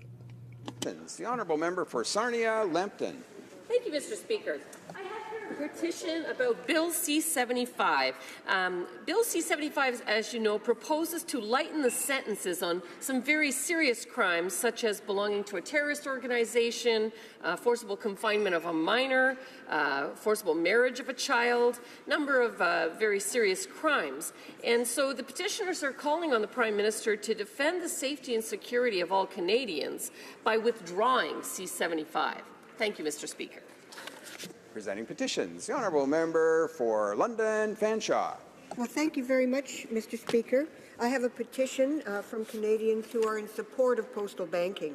And as this House knows, nearly 2 million Canadians desperately need an alternative to payday lenders whose crippling lending rates affect the poor, marginalized, rural and Indigenous communities most. We have 3,800 Canada Post outlets that already exist in rural Canada, where there are few or no banks at all. And Canada Post has the infrastructure to make a rapid transition to include postal banking. And so these petitioners are asking this Parliament to enact my motion, M166, to create a committee to study and then propose a plan in order to have postal banking under the Canada Post Corporation in Canada. The second petition is, again, in support of protection for the Thames River system. And the petitioners want to draw the attention of the House to the fact that the Conservative government stripped away environmental regulations covered in the Navigable Waters Act, and that left vulnerable rivers like the Thames at risk. And so, because the Liberal government has failed to keep its promise to reinstate those environmental protections, the petitioners ask the Government of Canada to support my bill, C-355, which commits government to prioritizing the protection of the Thames River by amending the Navigational Protection Act. Thank you, Speaker. Petitions. The Honourable Member for Winnipeg North. Thank you, Mr. Speaker. It's with pleasure I table yet another petition in regards to pharmacare. We've had literally hundreds of residents of Winnipeg North bring forward many different petitions on this very same subject. What they're calling for is the national government, with the support from the Prime Minister, to develop, in cooperation with stakeholders, a national pharmacare system so that those prescribed medicines would be more affordable, Mr. Speaker, for all Canadians. Thank you. Presenting petitions, the Honourable Member for Courtenay Alberni. Mr. Speaker, with a garbage truck of plastic entering our waterways every minute, it's an honour for me to table this petition on behalf of my hometown residents of Tofino. They're calling on the government to work with the provinces, local governments and Indigenous communities to develop a strategy to combat plastic pollution from entering our waterways. They're looking for regulations, Mr. Speaker, to reduce plastic debris discharge from stormwater outfalls, to stop the industrial use of microplastics and regulate consumer and industrial use of single plastics. They're looking for permanent and dedicated annual funding for the cleanup of derelict and ghost fishing gear, community-led projects to clean up plastics and debris on our shores, banks, beaches, and other aquatic peripheries, and education and outreach campaigns. And Mr. Speaker, they're calling for the government to support my motion, M151, to ban plastics and come up with a strategy to eliminate plastic pollution from entering our waterways. Good work. Presenting petitions, the Honourable Member for Kootenay, Columbia. Thank you, Mr. Speaker. I'm very pleased today to present a petition on behalf of the residents, primarily from my community of Nelson, British Columbia. It's concerning Bill C-27. You know, people have put away money from deferred wages for years into their pension plans, and there's very much concerned about the possibility that these defined benefit plans would be changed to target benefit plans.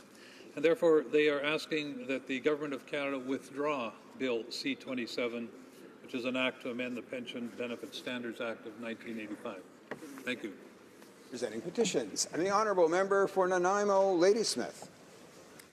Because bulk anchorages are having environmental impacts, property impacts, risking the sport fishing industry on the Salish Sea, petitioners from Alberta, British Columbia, Northwest Territories, and Gabriola Island, where I live, urge the Transport Minister to not approve 5 new bulk anchorages proposed in a really quite pristine area of the island.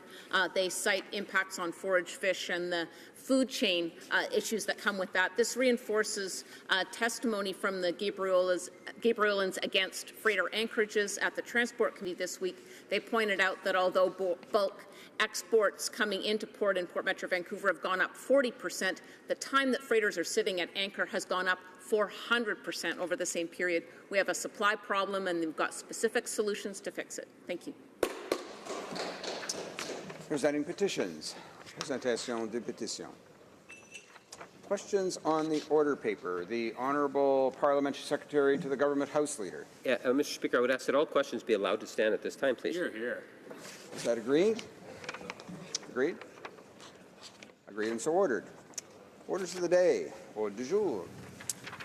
Government orders, Government Bills Commons, resuming debate on the amendment at second reading of Bill C-83, an act to amend the Corrections and Conditional Release Act, and another act.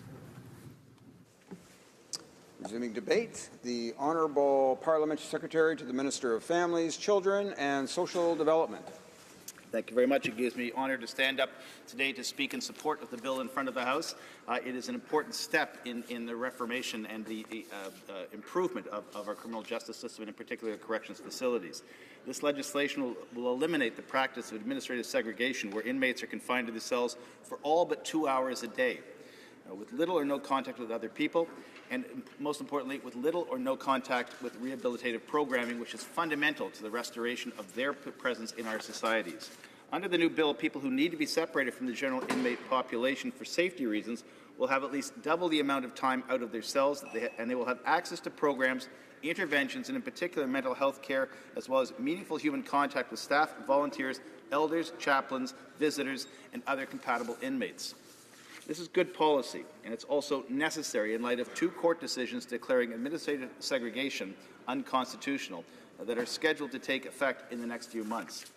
In addition, this bill will enshrine in law the clinical autonomy of health care providers in the correction systems. It will create patient advocates called for through the Ashley Smith inquest to ensure that people in correctional institutions receive the medical care they need. It will also codify the principles stemming from the Supreme Court's Gladue decision, which requires systemic and background factors to be considered in decision-making when it in particular involves Indigenous inmates. This is fundamental to making sure that the majority of inmates who eventually return to society after they've served time are reintegrated in a healthy way, in a productive way, in a human way, in a compassionate way, so that recidivism is actually reduced, if not eliminated. The absence of these interventions historically, and in particular the impact of the absence of these interventions on Indigenous peoples, have been catastrophic. And the rate of recidivism is one of the challenges that we have to deal with as a result of the problems we face by not providing this care inside corrections facilities. This bill also gives victims the right to an audio recording of their parole hearings, whether or not they attend in person. And it also allows for new search technologies to be introduced to the system to once again keep inmates safe, but in this case also keep corrections officers safe as well.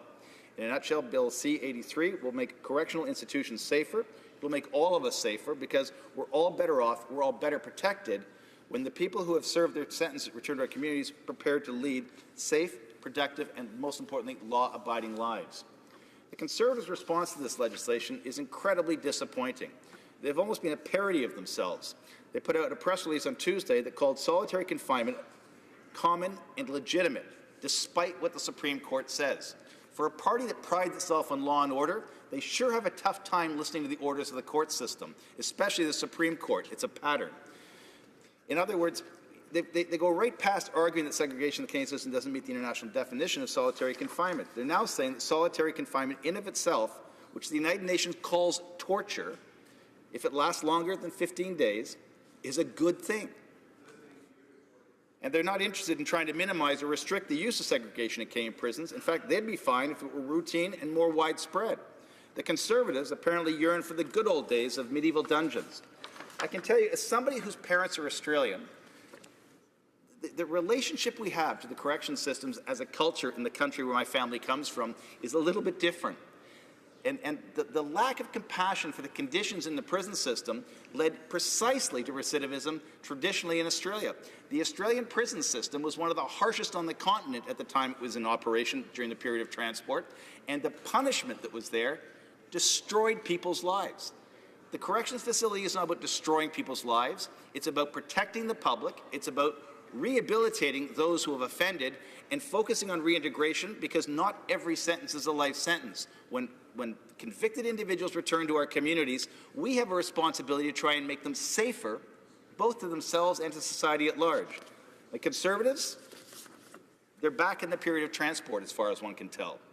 I don't know where the member who made those statements got his criminology degree, if they have one, but I'll bet that he was referring to a phenomenon that's been reported by people who are homeless. There's a belief somehow that people try to get into jail because it's so nice. It just isn't true. The reality is that the poverty that people are subjected to, the lack of a housing strategy, the lack of supports for people, in particular Indigenous people in urban settings, is one of the reasons people have no alternative to prison systems at times. But nobody wants to be in jail. What people want is an opportunity at good health and to lead productive lives. And the correction system has got to respond to this. We cannot, we must not, and we should not make it worse for people, because the impact on the larger population is going to be present one day.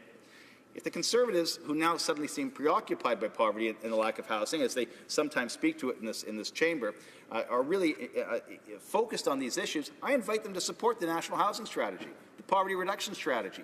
I invite them to support the initiatives and the investments we've made in Indigenous housing, health care, and education.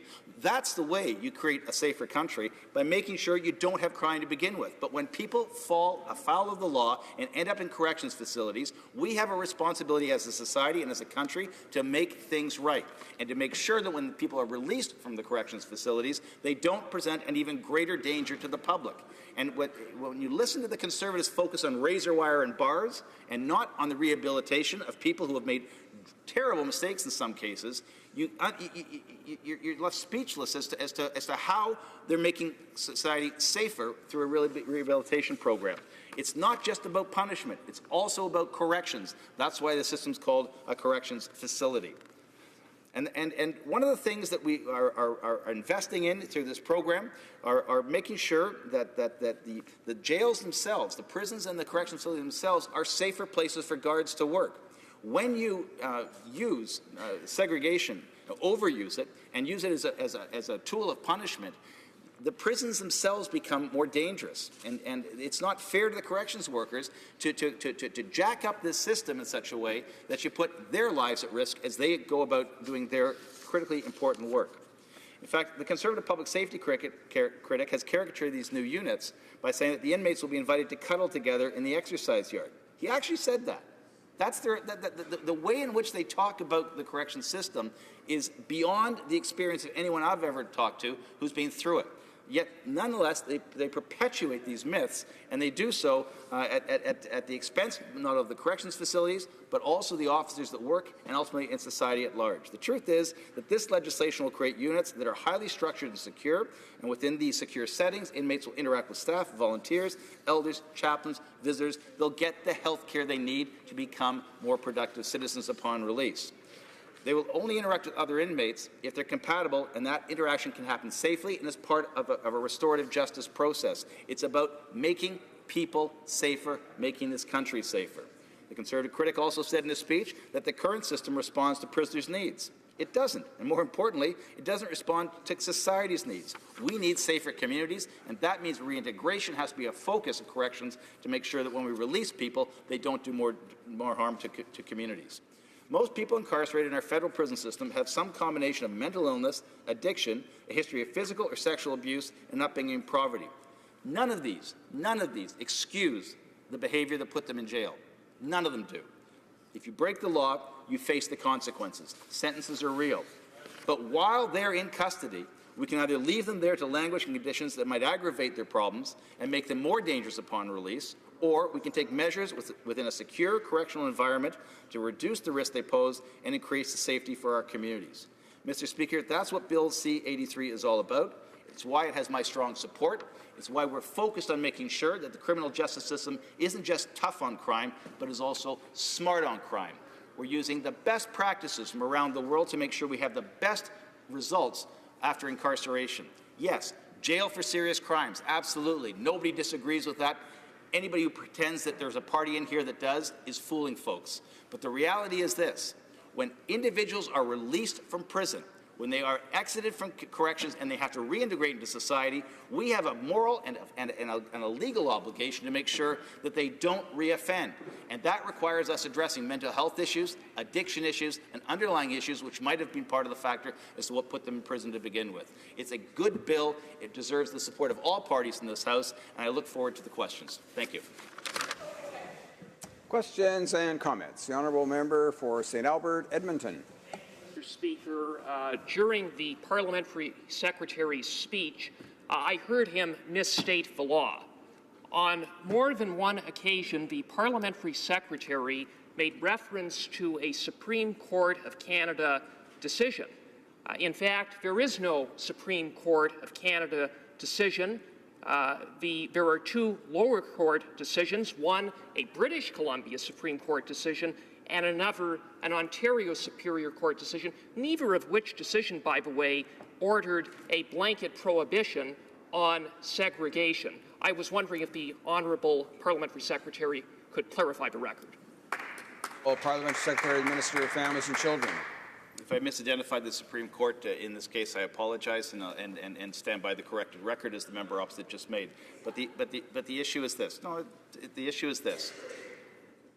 Segregation has an extraordinarily damaging impact on prisoners who are subjected to it, especially when it's used as punishment, especially when it extends beyond 15 days. And we have had cases after cases of people who the damage that is done to them is contained while in the correction system, but when released into the larger population, the crimes they commit are even more horrendous than the ones that put them in jail to begin with.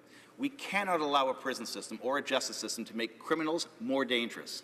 And when it does, we have a responsibility to act. But we also have to take into account the good evidence that is present that shows that segregation, extended segregation, and segregation as punishment without support for the mental health or the addiction issues that have put people into that situation, when you don't address those underlying issues, you do not get the results you need to make communities safe. And so being tough on crime for the sake of being political about it is one thing, but if you're going to be smart in crime, you end crime, and you end the risk to populations, you end the risk to communities, and the evidence is very clear on this. We have to do better in the use of segregation. It has damaged people and put communities and people at risk. Questions and comments. The Honourable Member for Elgin, Middlesex, London. Thank you very much. And I'm a resident that lives amongst the Elgin, Middlesex, London Detention Centre, where if anyone checks the news, they'll find lots of information about what is happening on there. So I took it to some of the people that do work there. And I'm going to quote, and I would really like to hear from the Parliamentary Secretary on his thoughts when I'm asking a question directly from the corrections. And this is the quote from my friend Jason. "No profession has hit the toilet like corrections in the last several years. Violence, contraband, assaults on staff are skyrocketing. Why? Total lack of consequence for behavior. Eliminating segregation has handcuffed us.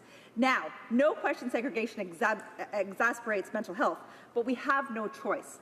Assaultive offenders continue assaulting, and easy victims continue being preyed upon. We continually have people making changes based on concepts, not reality." We have heard that throughout these consultations, they have not gone to the corrections officers to speak to them. My daughter, who is also in corrections, has said this bill is hugely flawed and feels unsafe when these things are going on. And I'm just wondering, what does he have to say about that? And how is he going to answer to a friend like my friend Jason, who is concerned about their own safety and why segregation is being taken away? Honourable Parliamentary Secretary to the Minister of Families, Children and Social Development. Workers, regardless of working in corrections or any in federal institution, have a right and an expectation to be treated fairly and have their safety protected by a government that passes laws. Clearly, the status quo is not safe. Clearly, the situation currently in the correction system is one which is both dangerous to the workers there, but harmful to the persons who are being incarcerated. change is needed, and that's what this bill presents, a path forward that doesn't allow it to be used in a way that has been abusive to some, which intensified the violence and intensified the risks to corrections workers, but it's a new regime that provides a middle path forward that allows prisoners to be isolated if they present harm to staff or to other prisoners or to themselves, but it also allows for services to be applied to those people so they stop being that risk to other people. The absence of mental health services in particular, and in particular for Indigenous populations in prison systems, has been shown to be one of the most significant causes of violence in the prison system. That situation is the current status quo. We cannot allow that to continue. It's inhumane, but it's also really bad justice and creates even more risk, not just for the workers in the correction system, but for society as a whole. When these people get out as damaged goods, when they go into prison and come out worse than they went in, they go back into society and they create a greater risk to people. We have got to turn that around. That's what this bill addresses. Resuming debate, the honourable member for Calgary, Shepherd. Thank you, Mr. Speaker. So I'm pleased to be joining this debate on C-83. I've been intently listening over the last few days' debate, and the argument being made by the Liberal government for the need for this. Several members on the government caucus side have now said that administrative segregation, solitary confinement is simply unconstitutional, blanket statement. Actually, the Parliamentary Secretary just said that again and was rightfully corrected by the member for St. Albert Edmonton. Actually, I'll read into the record exactly what Justice Leask said in paragraph 534 of the BC Supreme Court decision, where he said, "Plaintiffs do not argue that administrative segregation as a practice is unconstitutional, circa Section 12, that is a prohibition in our Charter against cruel and unusual punishment, only that is unconstitutional under a certain set of conditions." And the judge said, in fact, no, he didn't accept the argument even being used on Section 12 in it, deemed it not unconstitutional to be used. But what C-83 does instead is, one is it renames administrative segregation as if the word, there's some type of punishment in just being told you're going into solitary confinement, but doubles the hours and it makes additional changes that will make it more difficult for corrections to look after violent prisoners in their workplace. Because let's be honest here, corrections is not the workplace for prisoners. It's the workplace of guards, and their needs should actually come first. Guards in the prison system have agreed to take on violent criminals on our behalf and to ensure the safety of the public. I'm not saying that prisoners should be treated poorly. Like I heard the Parliamentary Secretary mention before that the Conservatives believe in some type of medieval dungeon system. That's absolutely ridiculous. That hyperbole, the things I've come to expect particularly from that member, hyperbole doesn't belong in this House. That is not what we're talking about here. We're talking about a reasonable use of administrative segregation, the way that these two courts have determined should be used. And that's not what C-83 does. It actually modifies it completely. And there's an additional issue that we should look at it from the angle of the financials. If you look at the Correctional Service of Canada's Departmental Plan 2018-2019, signed off by the Minister of Public Safety, you see that over the next few years, there'll actually be a drop in real financial resources of 8.8%. In real terms, Correctional Services Canada will have less money to deal with a bigger workload, because let's be frank, this will lead to a bigger workload for prison guards. We are asking them to take out violent criminals, and I'm going to keep calling it solitary confinement or administrative segregation, to keep taking violent criminals out for longer periods of time. We've heard from other members on this side of the House mention what exactly is involved, and oftentimes it's a group of guards who escort this a particular criminal for their time out of segregation. The additional point I want to raise is, in the same departmental plan, over the next 2-3 years, you see a reduction in full-time equivalent employees of 150 individuals. Now, on one hand, in C-83, the government is saying, we want to do more. We want to do more mental health services. That's great. We want to do more for our Indigenous prison population. That's great. And that's very thankful that they're actually looking after it in that lens.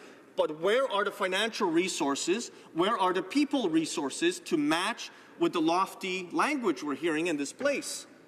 Again, they say one thing and they do another, and that's the most I've come to expect from this government. There's a Yiddish proverb that says, God punishes, but man takes revenge. And the prison system shouldn't be about revenge. It should be about reform. I fervently believe that. Many members know this, but I studied in the United States for my post-bachelor, my master's degree, and part of it was local and state administration, where we got to learn about the prison system in the United States. And every single state is different. But I'll give you maybe a corollary on the debate happening in 2017 in the state of Massachusetts that has been using administrative segregation, solitary confinement. Their debate was, is 10 years too long to keep someone in solitary confinement? I think all of us here would say absolutely. That's absolutely wrong. It destroys people's lives. It destroys their mental health. There's ample evidence to that fact. But what we're talking about in Canada here is 15 days. And actually what the government is proposing to do is to burden prison guards with having to care for sometimes violent criminals, doubling the amount of time they will spend outside, on top of the other exemptions they will provide for them, without providing sufficient financial resources and people resources in a plan the Minister of Public Safety himself has signed off on. So that brings me to wonder why on one hand, and who is approving this legislation on the government side, and who is approving the departmental plan? I would assume somehow the Minister of Public Safety would have been well-versed in the departmental plan that he signed off on. And now this piece of legislation, I know, will lead to greater costs down the road, both in personnel and in financial resources. Personnel do not work for free. And this is my great concern just more generally with the Government of Canada's behavior. On one hand, they talk a good game, put out flowery language. We heard about the housing strategy.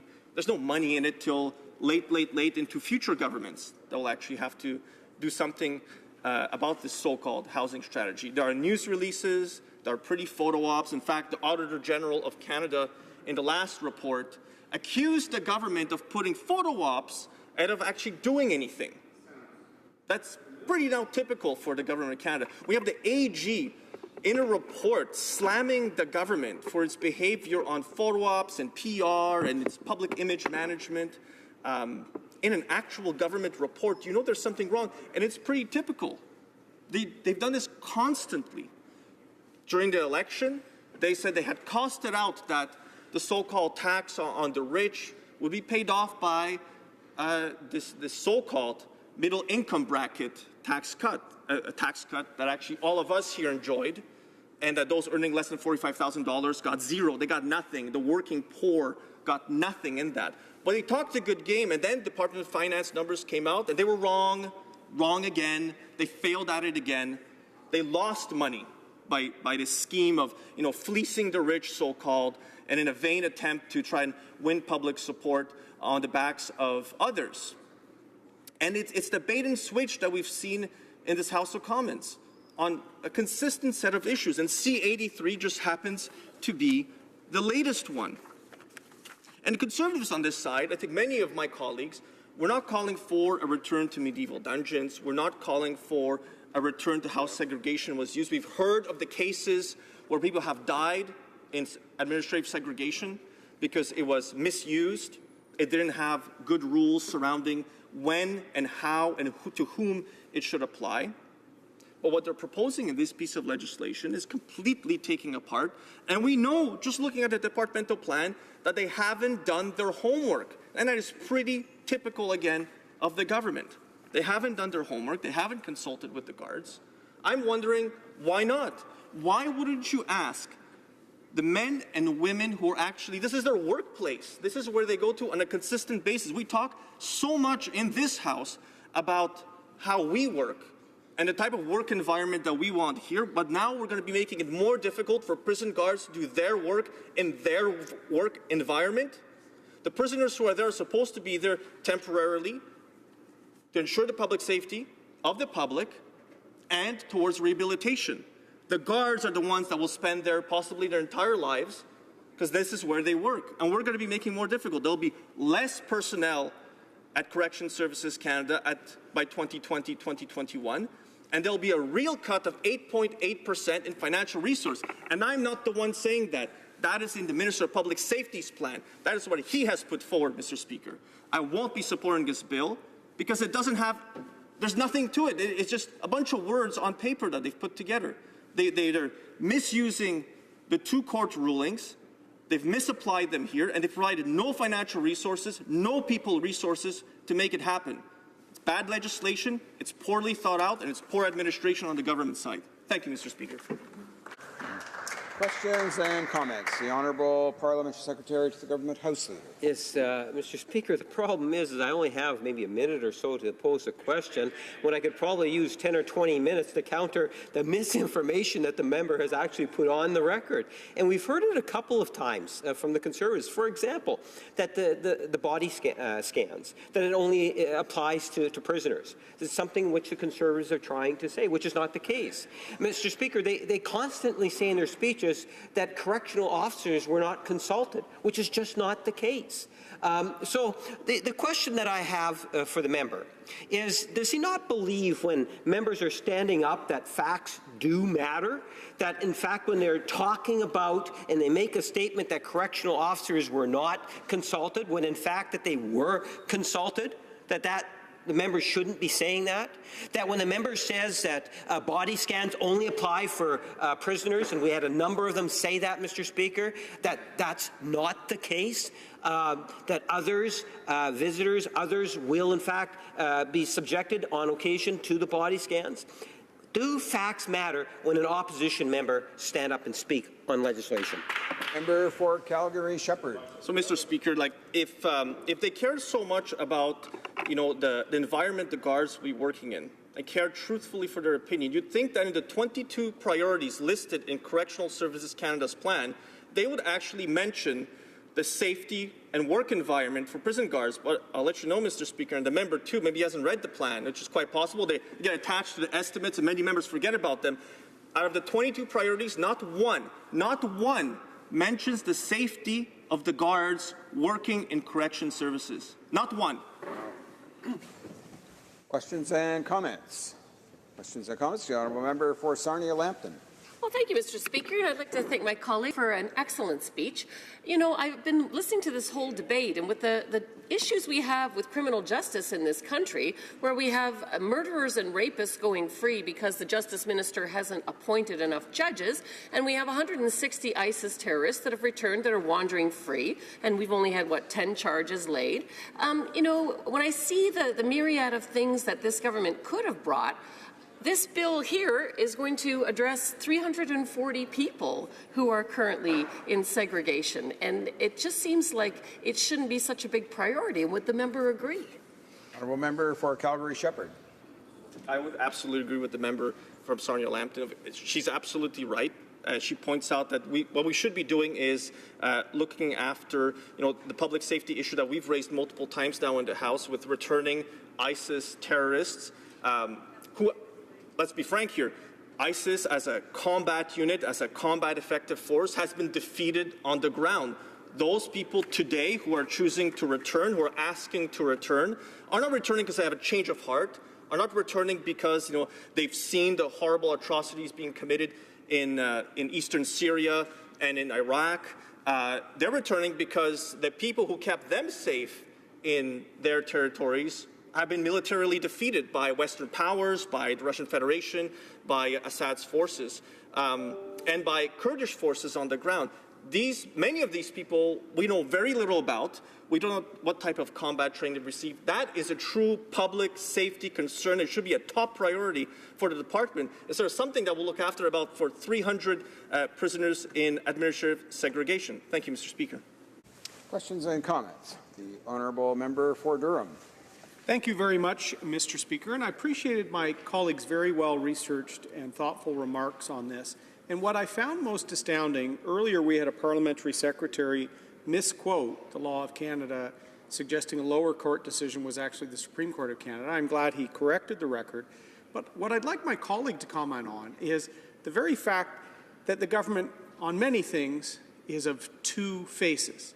They have a bill before the House here that they did not even consult frontline correctional workers on, yet their Justice of Department is actually appealing the decisions in the lower courts with respect to these issues, yet they have a bill before Parliament. So we've heard a lot of rhetoric today in the House with respecting the courts. My friend Peter Van Loan was quoted at length by the Minister of Public Safety in an almost embarrassing fashion. Does my colleague think that there should be a bill in the House when there hasn't been comprehensive consultation with the people impacted, and while the government is appealing lower court decisions on the very issue of the bill? Shouldn't this wait until the courts have determined the full rights and rules with respect to solitary confinement? Honourable member for Calgary-Shepherd. Mr. Speaker, I'd like to thank the member for the question. As you know, he mentioned that this matter is before the courts, and so I can't give further commentary.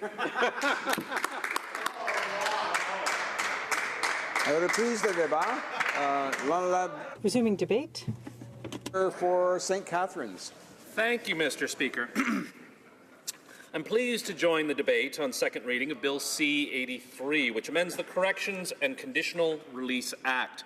Comme le ministre de Sécurité. As the Minister of Public Safety said, the priority for our government is to protect Canadians from natural disasters, threats to national security, and from crime.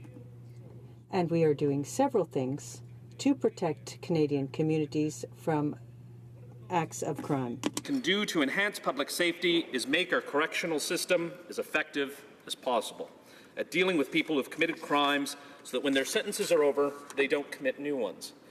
Bill C-83, the legislation before us today, will significantly strengthen the ability of our correction system to achieve that objective and keep Canadians safe.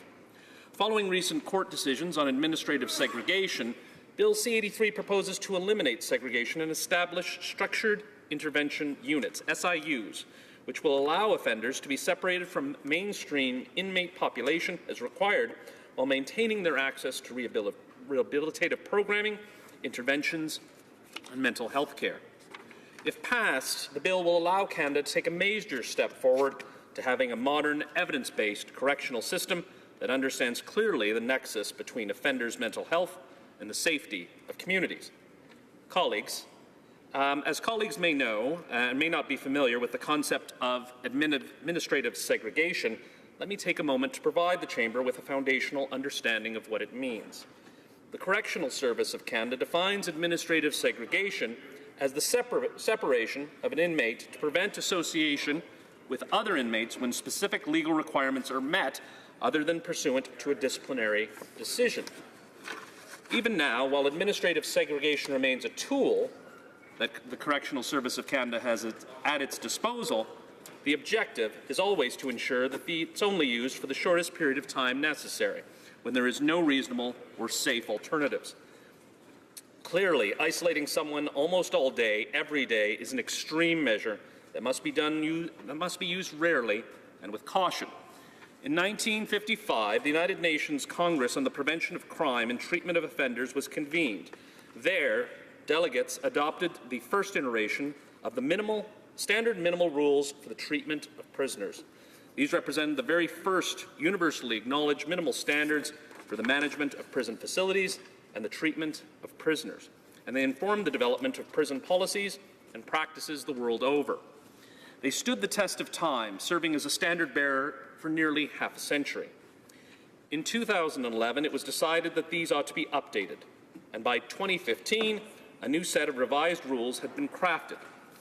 In December 2015, the UN General Assembly adopted revised rules known as the Nelson Mandela Rules to honor the legacy of the late President of South Africa, who spent 27 years in prison in the course of his struggle for global human rights, equity, democracy, and the promotion of a culture of peace. It is important to understand, Mr. Speaker, because one of the primary updates that were made when the Mandela Rules were released in 2015 was an area of discipline in the use of solitary confinement. For the first time, solitary confinement is clearly defined and strict limitations are recommended for its use. The Mandela Rules define solitary as the confinement of inmates for 22 hours or more a day without meaningful human contact. They prohibit prolonged solitary confinement of more than 15 consecutive days. Many have argued that these kinds of conditions have the potential to be damaging to the mental health of inmates, with outcomes such as claustrophobia, anger, depression, hallucinations, insomnia, and obsessive ideation or fixation on dying. I'm sure all members in this chamber will agree that the outcomes are not ones that we want to see for inmates, who I will remind you are, by and large, going to be released into Canadian society. It is no one's interest, at least of all the general public's, for an offender to enter a correction institution and come out worse off than when they went in. Although the Mandela rules are not binding on Canada or any other UN member country, they're an important source of guidance and information. We know that we can always be striving to do better when it comes to our criminal justice system and the safety of our communities, and that's the spirit behind this bill. Under this new legislation, SIUs will be established to provide the necessary resources and expertise to address the safety and security risks of inmates who cannot be managed safely within the mainstream inmate population. Inmates in an SIU would receive structured interventions and programming tailored to their specific situation, have an opportunity for a minimum of 4 hours a day outside their cell, have an opportunity of at least 2 hours a day of meaningful human contact, and receive continued programming to help them progress towards their correctional plan objectives. At the end of the day, all members of this place must remember this. Almost all federal offenders will return into the community one day. Safe and humane custody and access to programs and services while incarcerated increase the chance that offenders will come back as law-abiding, contributing members of society. This creates greater public safety for all Canadians. It is for these reasons that I support Bill C-83 and encourage all members to do the same. Thank you, Mr. Speaker. Questions and comments. The honourable member for Edmonton West. Thank you, Mr. Speaker. I'd like to thank my colleague for his speech. He brought up some very good points, and there are some parts of C-83 that obviously that we do support, like the scanners, so we'd like to see a bit further. Earlier, we asked two different members of the Liberal government about the costs. Have they done the costs? Because we know in their departmental plans, they actually, even before wage increases for our correctional officers, it's showing with inflation about an 8.8% cut in spending. So we asked the parliamentary secretary and she says, well, ignore that because we've spent so much in the last 2 years. Well, I introduced Library of Parliament report that shows they've actually cut spending in the first 2 years of government correction services. We asked it to another member, Parliament, the Liberals, and they said, oh, well, you know, you guys cut money to border services. And I'd be happy actually to table this report that actually shows the Liberals have cut money to the CBSA since they came to power. But I'd like to ask the member across the way, have you done the study on how much this is going to cost in services? Where are you going to find them? Where are they going to find the money to provide the extra officers to escort these prisoners, to renovate the prisons, when they're showing in their own departmental plan that they're cutting resources to correction services? This is not a partisan question. This is a safety issue for our correction officers. How are we going to provide resources to them when we're showing at the same time we're burdening them with extra work, but we're cutting their resources in their plan? Well, member for St. Catharines. Thank you very much, Mr. Speaker. I'd like to thank the honourable member for his question. I appreciate the question, and it's with respect specifically to Canada Border Services. There's been significant increases under this government, so I'm not sure that I can trust his numbers. But on the other side of things, what's the cost? And I'm sure I hear him calling out from the other side. I'm sure he's excited to ask another question. That being said, Mr. Speaker, what's the cost of doing nothing? The Conservative plan is for us to have more hardened criminals. Knowing that almost all of these people are going to be released, we want a safer population with a lower recidivism rate, and this is a bill that's going to achieve that. That will lead to lower costs for the taxpayers at the end of the line, and that's the important thing, and it will better public safety, Mr. Speaker. Questions and comments. The honourable member for St. Albert, Edmonton. Thank you, Mr. Speaker. And the member for St. Catharines alluded to two lower court decisions, and typical of the Liberals in trying to justify their legislation, they argue, well, the courts made us do it. In that vein, Mr. Speaker, I was wondering if the member for St. Catharines could explain why the government is appealing those decisions. The honourable member for St. Catharines. Well, thank you very much, Mr. Speaker. As the law hasn't changed, the government has an obligation to proceed with the justice system and proceed to appealing those decisions, as the law that exists on the books is not something necessarily that the government wants to see, and we do want to see changes, and we appreciate and respect the court's decision. But as a matter of course and a matter of principle, the appeal has to go forward. We hope that that Parliament moves quickly, and I hope the honourable member from St. Albert Edmonton will support this bill, and we can get it on to the Senate as quickly as possible. Questions and comments. The honourable member for Durham. Thank you very much, Mr. Speaker, and I appreciate the member from St. Catharines' remarks today, and juxtaposing them with question period is really what I want to talk to him about, because here we have a case where this bill deals with subjects currently under appeal by the federal government, by the Justice Department, for lower court decisions in two provinces, namely the BC Supreme Court. It's under appeal, the very subject matter of solitary confinement. So is it appropriate in this House for us to be discussing something that's currently before the courts? Now, we heard repeatedly today from the Minister of Public Safety that we should not be discussing in this House. He quoted my friend Peter Van Loan at length about it, yet several Liberal members are referring to court decisions that are leading to this bill and the substantive elements in this bill. So could the member square how they're more than happy to talk about ongoing court proceedings in this subject, but not when it comes to the due process rights of one of our top-ranking military officers? Honourable member for St. Catharines. Thank you very much, Mr. Speaker. When it comes to the subject of due process, it's ironic that the Conservatives will stand up and ask questions about that, because they've shown time and time again their unwillingness to consider that for other individuals. That being said, Mr. Speaker, this is a decision that has been made. It is a decision that is public. It is a decision that we can talk about frequently. Cases that are before the courts, cases that are under criminal investigation, cases that the Public Prosecution Service is dealing with, that's an entirely different ballgame, and it's shameful, Mr. Speaker, that the honourable member would attempt to confuse these things. At the end of the day, this is a policy decision by the government, a bill that is going to increase public safety, and something that we should all be moving forward on for the safety of Canadians. Resuming debate. The honourable member for Drummond. Well, thank you very much, Mr. Speaker. It's an honour for me to rise today to speak to Bill C-83, an act to amend the Corrections and Conditional Release Act and another act. And before I go any farther, I'd like to mention, Mr. Speaker, how much admiration I have for the various workers in correctional services in the Drummond Penitentiary. There's a prison there. It's the Drummond Institution. The staff there does remarkable work. Correctional services,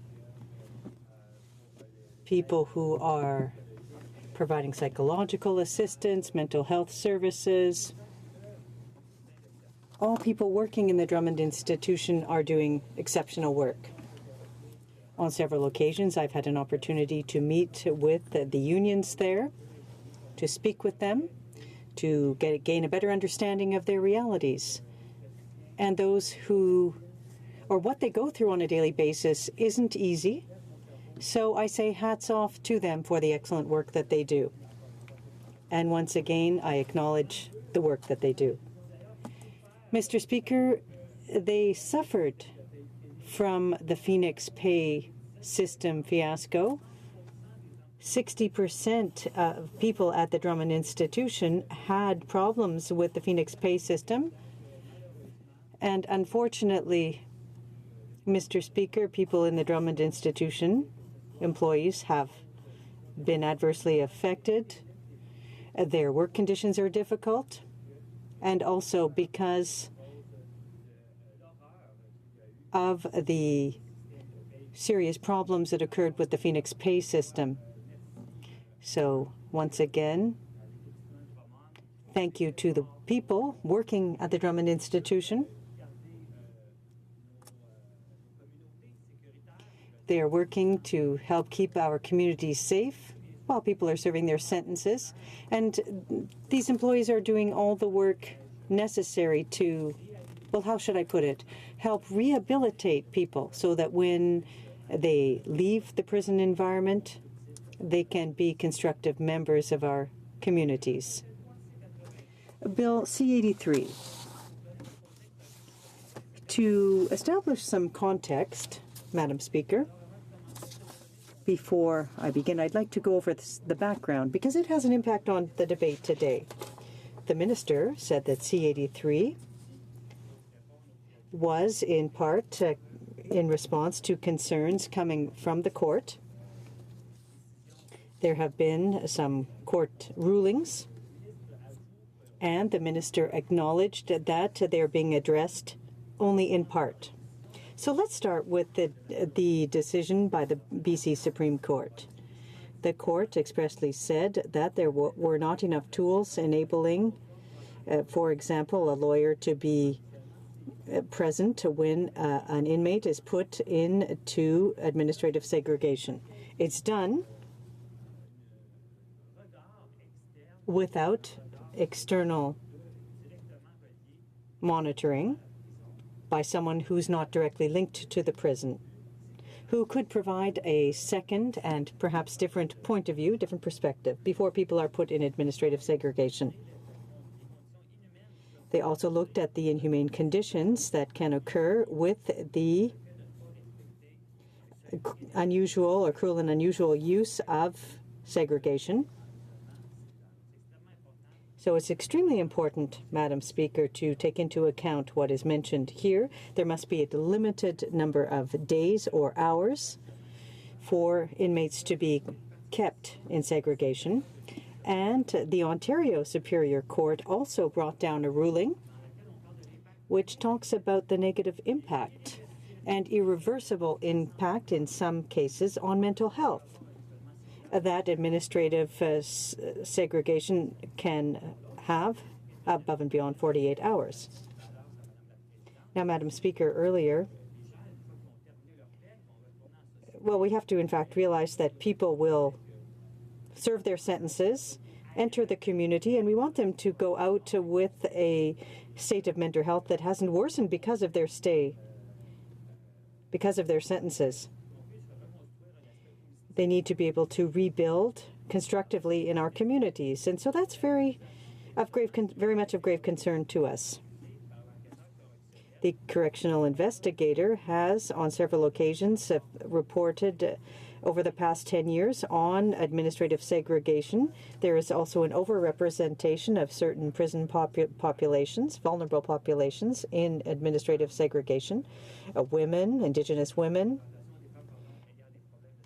and an overrepresentation of women with mental health issues, and Indigenous peoples, because they make up 42% of inmates in segregation. So that clearly shows the current issue that we're facing, Madam Speaker.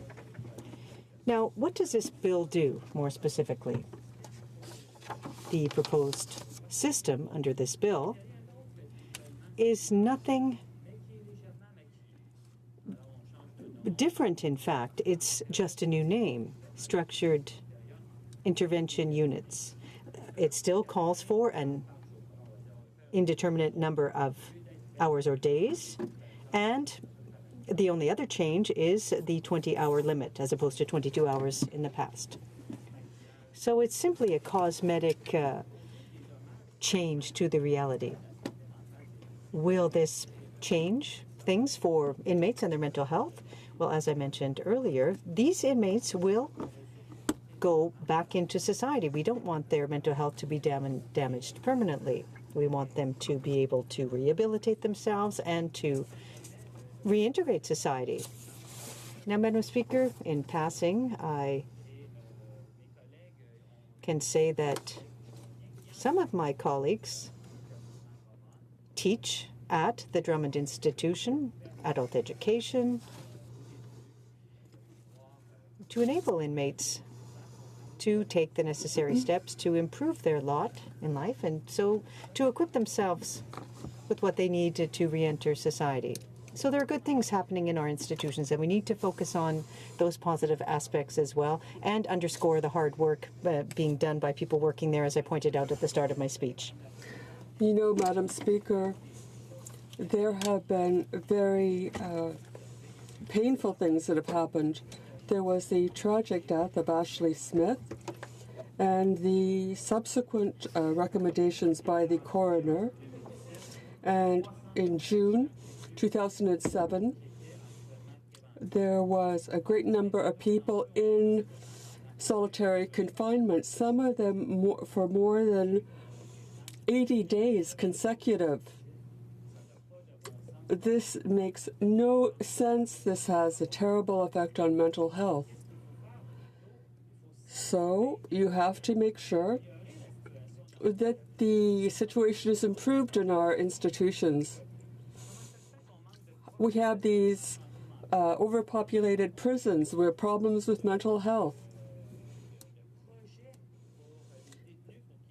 There are no projects for inmates that they can get the training necessary so that when they get out, they can find jobs. This is extremely important, and I believe that administrative segregation should be done in a different way, should be done with limits, and with some kind of outside oversight. Over the past years, there was a ruling, a very consequential ruling, which shows how important it is to go forward with a bill much better structured than this Bill C-83, which hardly changes anything. There have been several studies that have showed that extended solitary confinement can aggravate certain psychiatric conditions such as hallucinations, anxiety, depression, and I could go on. And we know that it can increase suicide attempts. So it can make people suicidal. And I'm not even mentioning microphone, please. Comments. And the member from, let's see, Lamoureux is from Winnipeg North. Yes, thank you, Madam Speaker. And you know, I have found part of this debate is watching the opposition parties. Both the Conservatives and the New Democrats oppose this legislation, but for very different reasons. On the Conservative side, I can somewhat understand. Disagree with it, but I somewhat understand it. Now, the NDP, on the other hand, makes absolutely no sense at all. There's something really wrong with this picture, why it is that the NDP, Madam Speaker, I'm wondering if you could inform the House the amount of time that this debate has taken place. Thank you. One moment, please. Please.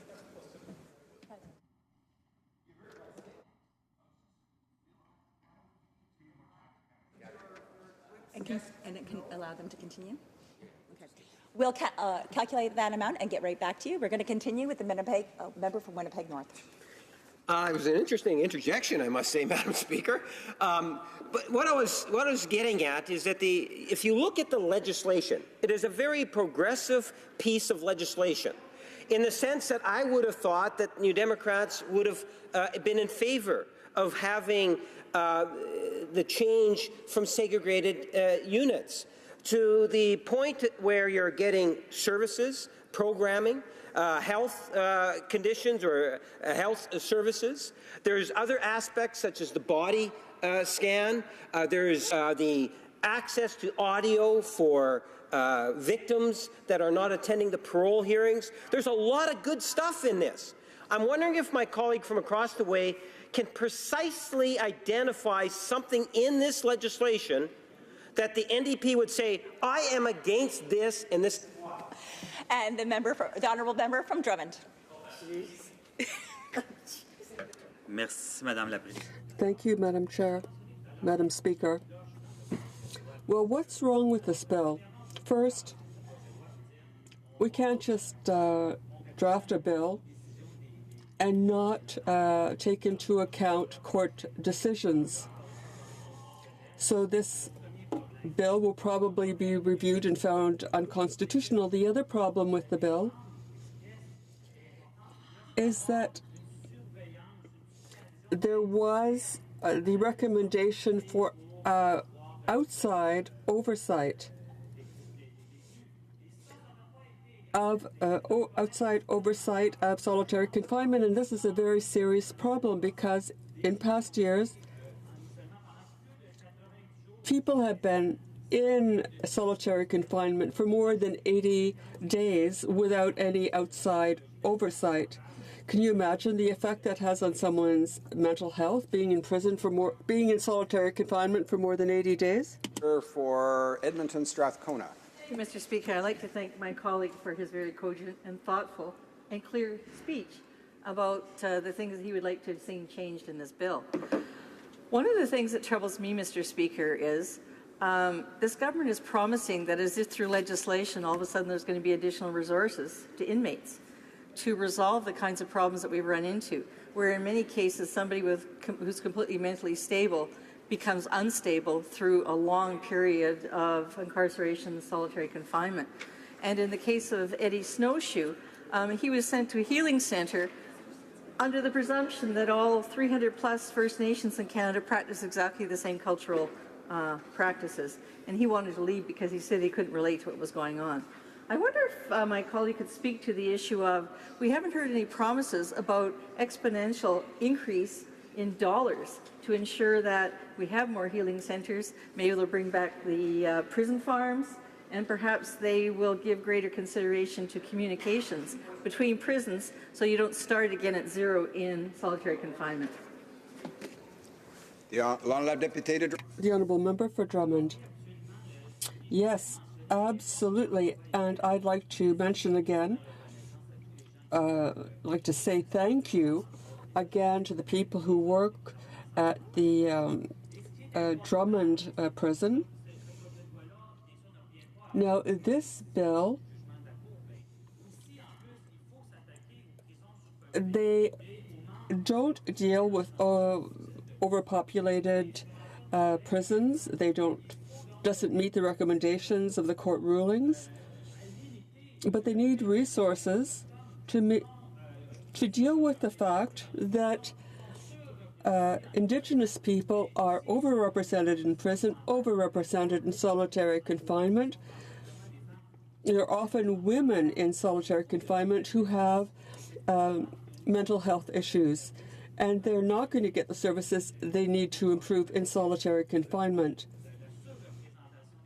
And there is this overrepresentation of women with mental health problems and overrepresentation of Indigenous people. The previous chair occupant, the Honourable Member for Elgin Middlesex London, received point of order from the Honourable Member for Caribou Prince George relating to the time that had elapsed on the debate that's currently before the House, and that in response to that point of order, it was 7 hours and 52 minutes at that point. We'll now go to resuming debate, and we'll go to the Honourable Member. Oui, l'Honourable Député de Hull-Aylmer. The Honourable Member for Hull-Aylmer. Thank you, Mr. Speaker, for giving me the opportunity to talk about Bill C-83. Mr. Speaker, one of the things I find truly remarkable in this bill is the fact is that we have made decisions to improve mental health through rehabilitation processes for inmates. Mr. Speaker, before I became an MP, I made a promise. I said there are things that I'd like to see as an MP that I think that I wouldn't be able to work at as a regular citizen. I would like to make sure that the men and women who serve their country are protected. I also committed to visiting a prison, to visit penitentiaries, because I knew that it was something outside the experience of average people. And in 2016, I visited a prison, and I'd like to tell you, Mr. Speaker, this really, really left its mark on me, to see the conditions in which these inmates live. And yes, there are people who have truly deserved to be there, but a lot of these people are going to leave prison one day, and it's important that we have all services necessary to make sure that these people will have the best chance possible to rejoin society. It was extraordinary, Mr. Speaker. I visited a prison for men, and I saw there were so many men who not only had problems with the law, but they visibly had mental health issues. And in this bill, it's clear that we will be able to ensure that these people will get the services they need to at least start to work to work on their mental health issues. I believe that this is a bill that will make sure that will help people to deal with their problems. In many cases, problems that have led them to prison, led them to break the law. And that's why I'm very proud to take part in this debate, to support this bill, because when we see that this program is one that will help people rejoin society and have the opportunity to improve services, to help respond to their mental problems. And there's a second reason that I'm very proud of taking part in this program, and that's that we will really study the issue of Indigenous peoples. When I visited a prison, it was in Saskatchewan, in Prince Albert. And Mr. Speaker, we know that Indigenous peoples are 4% of the general population in Canada. But in that particular institution, they were the majority of inmates. And in terms of prison population, they are 6 to 7 times they are represented at 7 to 8 times their demographic representation. And what this shows is that there are issues where we have to do much better. There is also discrimination, systemic discrimination, which exists in our justice system, and we have to do whatever it takes to address these issues. I was very proud last June, I believe, when the Minister of Justice delivered a speech on Bill C-75. She responded to the gaps that had to be dealt with. As a Black Canadian, I know that there is discrimination against Black people, and when I was at a prison in 2016, and this was in Saskatchewan, but there was a very strong presence of Black Canadians. So there is a problem with systemic discrimination in our justice system, and it has to be addressed. I'm proud that in the bill's provisions we'll be able to ensure that we can provide all services that would help improve an inmate's chances to rejoin society. That is the main goal. That is the goal. I'm not one of those people who thinks that people can be treated like animals, put in a cage, you lock them up and throw away the key. That's just unacceptable. It's inhuman. It is not the reflection of a civilized society such as ours. In order to respond to these issues, I would say when people break the law, there will be consequences. That's clear. But, Mr. Speaker, these people, they deserve to be in prison. But you have to take into account the fact that one day these people will get out of prison. And the goal is not just to punish them, but to teach them how to be good citizens, to be part of society. And to do that,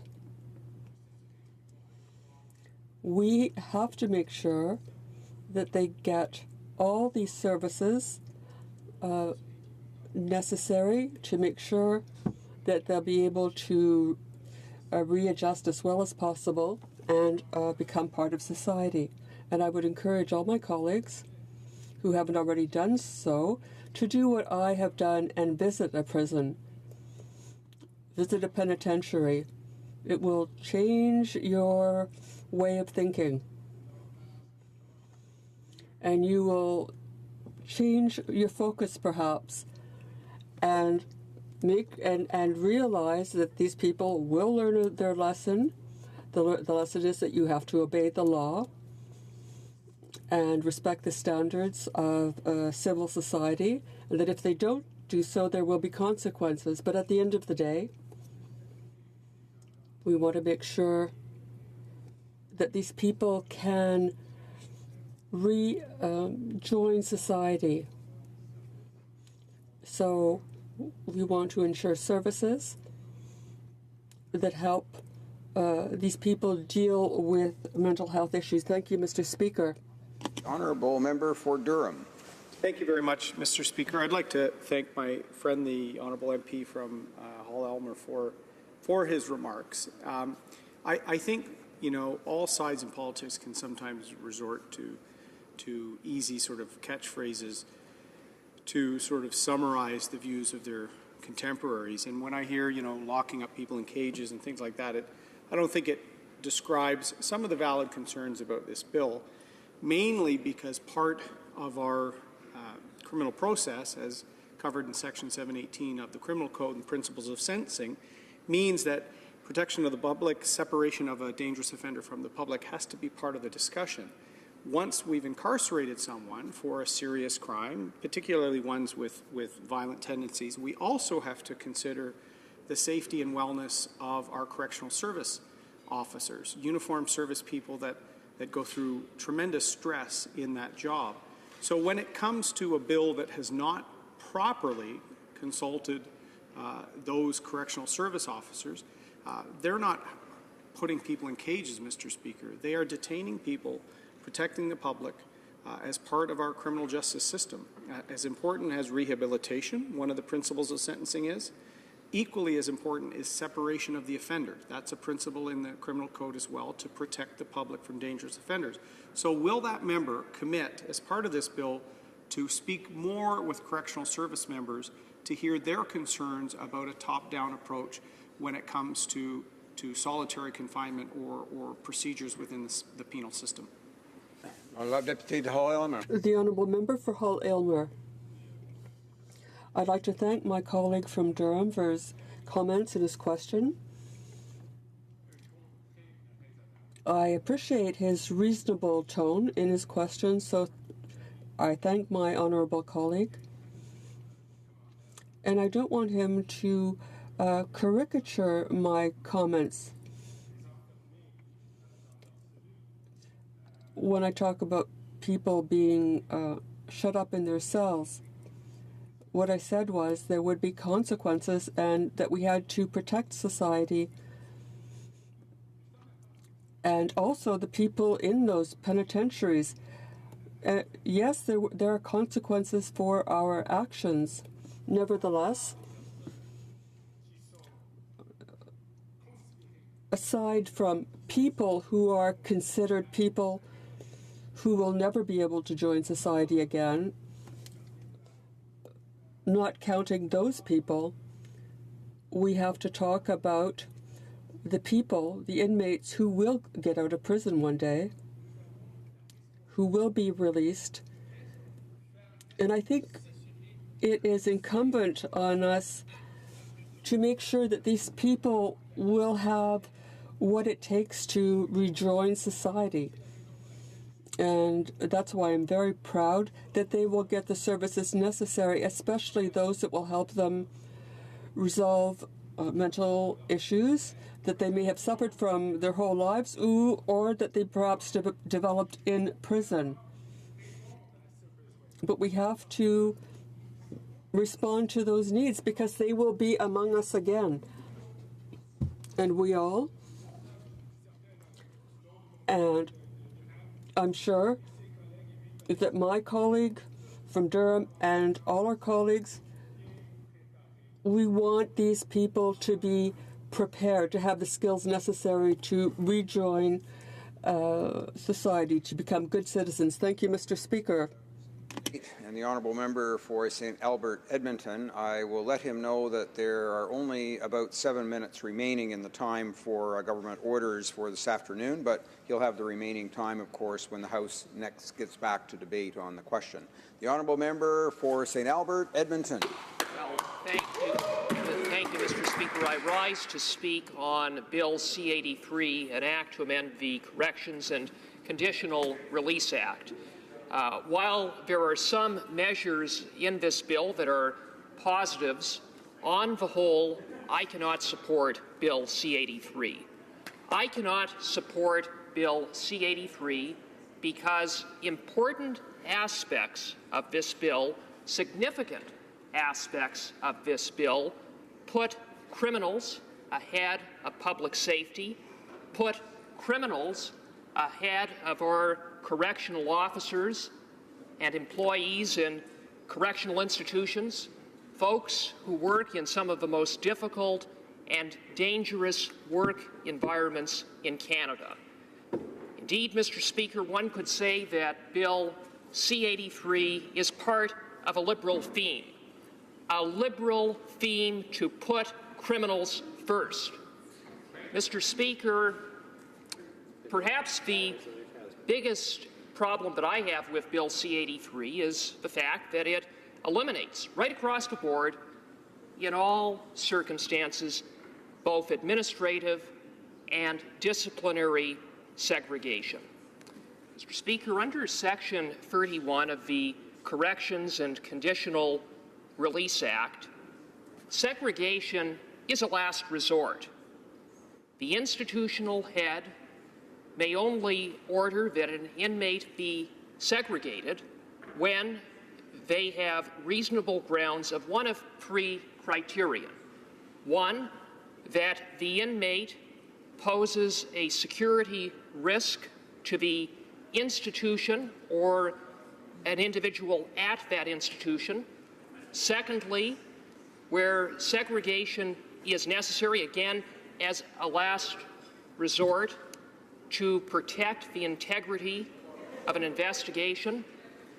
And thirdly, where it is necessary to protect the inmate themselves from harm, Mr. Speaker. Not only that, under Section 31 of the Corrections and Conditional Release Act, an inmate must be released from segregation at the earliest opportunity. So, you know, despite some of the speeches coming from members on the Liberal side and the NDP side who, if you listen to them, you would think this was something that occurred on a routine basis all the time.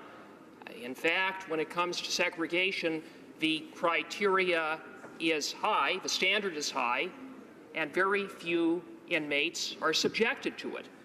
Indeed, if one looks at the statistics in 2014, 2015, 638 inmates across Canada were subject to administrative segregation. That number fell to 430 in 2016, 2017, and as of July 31st, 2017, fewer than 300 inmates were subjected to administrative segregation. The number of inmates who are subject to disciplinary segregation are even fewer. 5 in 2010, 2011 amongst male inmates, down to 3 in 2014, 2015. Amongst female inmates, the number was 0, other than 1 year, that being in 2012, 2013, where 1 female inmate was subjected to a disciplinary segregation.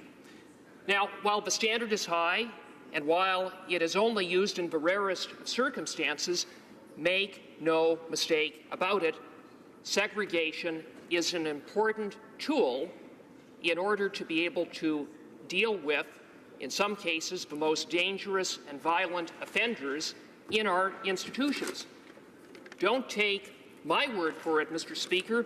Take the word of the Union of Canadian Correctional Officers, who said in regards to Bill C-83, quote, "The new Bill C-83 must not sacrifice disciplinary segregation as a tool to deter violent behavior," unquote. So that's the union that represents the men and women who work in correctional institutions.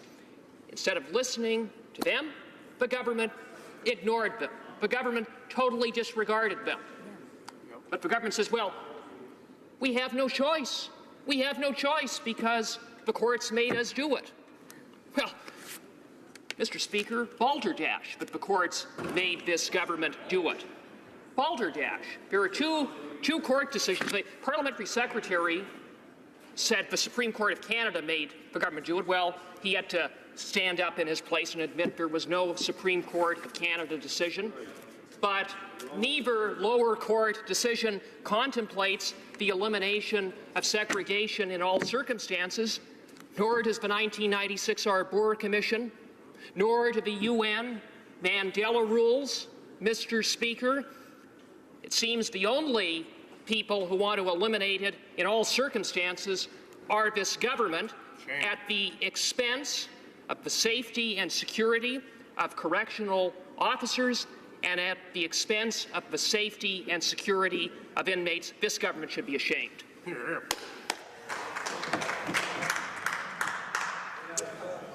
The honourable member for St. Albert Edmonton will have 4 minutes remaining in the time for his remarks when the House next resumes debate on the question that's before the House.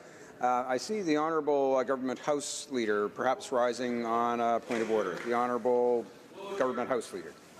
Mr. Speaker, an agreement cannot be reached under the provisions of Standing Order 78.1 or 78.2 with respect to the second reading stage of Bill C-83, an act to amend the Corrections and Conditional Release Act and other acts.